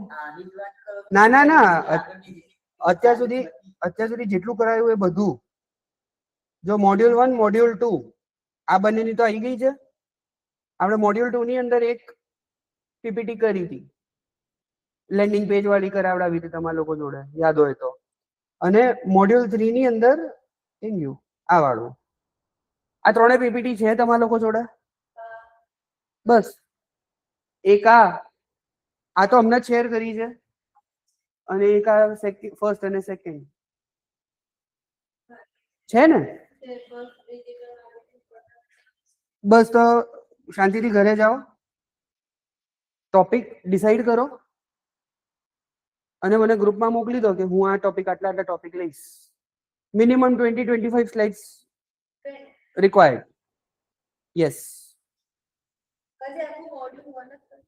હા તો ચલો, કાવ્ય આખું મોડ્યુલ 1 લઈ લે છે, પણ કોન્ટેન્ટ અલગ જોઈશે. હો, મને સેમ કોન્ટેન્ટ નહીં ચાલે, એક્ઝામ્પલ તો અલગ જોઈશે ઓબ્વિયસલી. એસાઇનમેન્ટ કોને કીધું? કોલેજમાં કોણ બનાવે છે? ફેકલ્ટી. તો પછી પીપીટી બનાવો, થોડું પ્રેઝન્ટેબલ હોવું જોઈએ, અને પ્રેક્ટિસ કરીને આવજો ઘરે. ઇંગ્લિશમાં બોલો, હિન્દીમાં બોલો, ગુજરાતીમાં બોલો, 3 ચાલશે, એના સિવાય એક નહીં ચાલે. મને નથી આવડતી. પીપીટી ઇંગ્લિશમાં જોઈશે કમ્પલસરી. તમે પ્રેઝન્ટ અને ગુજરાતીમાં કરો, હિન્દીમાં કરો, ઇંગ્લિશમાં કરો, ટોટલી ફાઇન. તૂટેલું ફૂટેલું ઇંગ્લિશ બોલશો તો હું વધારે એપ્રિશિએટ કરીશ, સિવાય કે તમે ગુજરાતી બોલો. સ્વિચ કરતા રહેશો મારી જેમ કે ભાઈ ક્યારેક હું ઇંગ્લિશ બોલું છું, ક્યારેક હું ગુજરાતી બોલું છું, તો પણ મને ચાલશે, મને કોઈ વાંધો નથી. અને આની પર ઇવેલ્યુએશન થશે તમારું. ક્લિયર? પરમ દિવસે રાખીએ. સેકન્ડ, ન્યૂ યર, ન્યૂ મી, ન્યૂ પ્રેઝન્ટેશન. કાવ્યા કહે છે મારી 31મી પાર્ટી બગાડી. ના, આજનો કાલનો પાર્ટી તો ખાલી 3-4 કલાક જ હોય ને, એનાથી વધારે તો કોઈની કેપેસિટી નથી. આ તો મોડા ઉઠો, મને વાંધો નથી, પરમ દિવસે આપવાનું છે. હા, રાત્રે 2-3 વાગ્યા સુધી તો લોકો જાગે જ છે.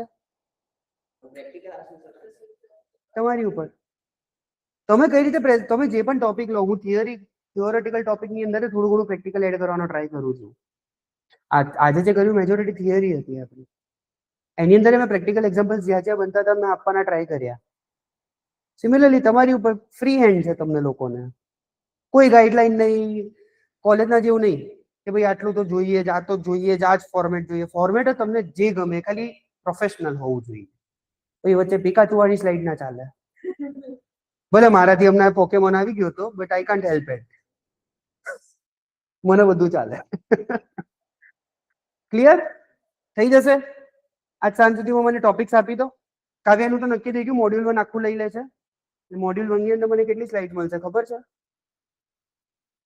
31 સ્લાઇડ મળશે. Very good. હવે એમ તો 29 ટેકનિકલી ગણો તો.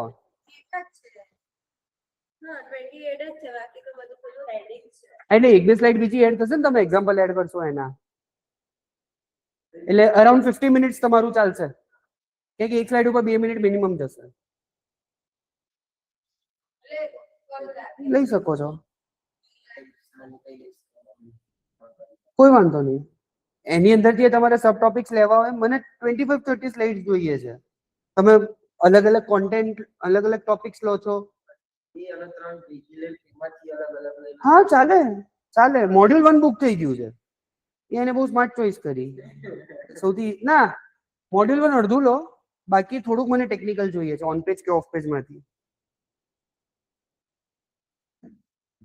ખાલી ફંડામેન્ટલ નું શું કરવાનું મારે તો તમારું ટેકનિકલ નોલેજ કેટલું, બરોબર ને? એક્ઝેક્ટલી. તમે બંને ઇન્ટરનલી ડિસાઈડ કરી શકો છો કે ભાઈ હું આ લઉં છું, બંને ક્લેશ ના થવા જોઈએ. અને એ પીપીટી તમે રેડી કરીને મને પહેલા મોકલી દેજો કાલે સાંજે, એટલે પછી અહીંયા આપણે આની અંદરથી ચાલુ કરીશું. અચ્છા, પેરામીટર્સ કયા કયા છે જેના ઉપર હું તમને લોકોને રેન્ક કરીશ. પીપીટી કેટલી સારી છે, કેટલી ઇફેક્ટિવ છે, કોન્સેપ્ટ ક્લેરિટી કેટલી છે, એક્ઝામ્પલ્સ કેટલા આપી શકો છો. હું બગ્ગો બની જઈશ પીપીટીમાં. નાનામાં નાના ક્વેશ્ચન પૂછી શકું છું કે વેબસાઇટ શું છે. બરાબર, હું 2 વર્ષનું બાળક બની જઈશ એ ટાઈમે. તમારે એ હેન્ડલ કરવાનું છે. તમારો પ્રેઝન્ટેશનમાં પ્રેઝન્સ કેવું છે, બોડી લેંગ્વેજ કેવી છે, સોફ્ટ સ્કિલ્સ કેવી છે, પ્રેઝન્ટ કઈ રીતે કેટલો કોન્ફિડન્ટલી કરો છો. એટલે જ કહું છું થોડું પ્રેક્ટિસ કરવાનો ટ્રાય કરજો. 1 કે 2 વાર પીપીટી ઘરે પ્રેઝન્ટ કરવાનો ટ્રાય કરજો એક જગ્યાએ લેપટોપ મૂકીને, તો તમને ખબર પડશે તમે ફંબલ ક્યાં કરો છો. આ વસ્તુ જ્યારે ક્લાયન્ટ સામે બેઠા હશો ને ત્યારે કામમાં આવશે. એટલે આપણે જે સોફ્ટ સ્કિલ્સની છે એ મહિનામાં ના પતે, આની જોડે જોડે જોડે જોડે જ આપણે રાખીશું. ક્લિયર થઈ જશે? ગુડ. મને આ એન્કરેજમેન્ટ ગમી. ચાલો એટલીસ્ટ ટ્રાય કરશો એમ બોલ્યા, ના નથી પાડી સીધી. ના થાય તો આપણે થોડુંક ઇવેલ્યુએશનમાં એ પ્રમાણે નેગેટિવ લઈ લઈશ, વાંધો નહીં. 31st છે એટલે મારે થોડું કામ તો આપવું પડે. એટલે આ તમારી એક્ટિવિટી છે. સેકન્ડના આપણે લેક્ચર સવારે 9:30. થોડું તમારે ડિલે કરવું હોય, મોડું કરવું હોય તો એ ચાલશે. સ્પેશિયલ કેસની અંદર પ્રેઝન્ટેશન છે એટલે કે ફર્સ્ટના એ થોડા થાકેલા હશે, સેકન્ડનું થોડું લેટ કરવું હોય તો એ ચાલશે. જે પણ કંઈ હોય અનઓફિશિયલમાં તમે લોકો મને કમ્યુનિકેટ કરી દેજો, એ પ્રમાણે આપણે નેક્સ્ટ સેશન ફાઇનલ કરીશું. ક્લિયર? આજનો સેશન કેવો રહ્યો? મજા આવી? કોઈ ડાઉટ કે કોઈ ફીડબેક કે ફાસ્ટ જાય છે, સ્લો જાય છે, તમે લેંગ્વેજ થોડી હજુ ઇઝી યુઝ કરો. ટેકનિકલ જાર્ગન્સ માટે આઈ કાન્ટ હેલ્પ ઇટ. 301 ને 301 જ બોલવું પડશે મારે. બટ એના સિવાય કે કોઈ બીજો ફીડબેક કે કંઈ કોઈ રીતે ચેન્જ કરવો હોય કંઈ પણ.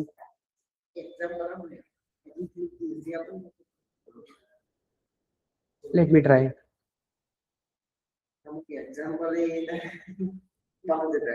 તો મને રોકી દેવાનો ત્યાં, બાઉન્સ જાય મને આગળ નહીં વધવા દેવાનો.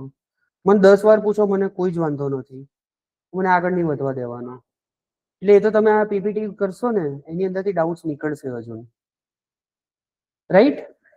ક્લિયર? ચલો ધેન લેટ્સ વાઇન્ડ અપ.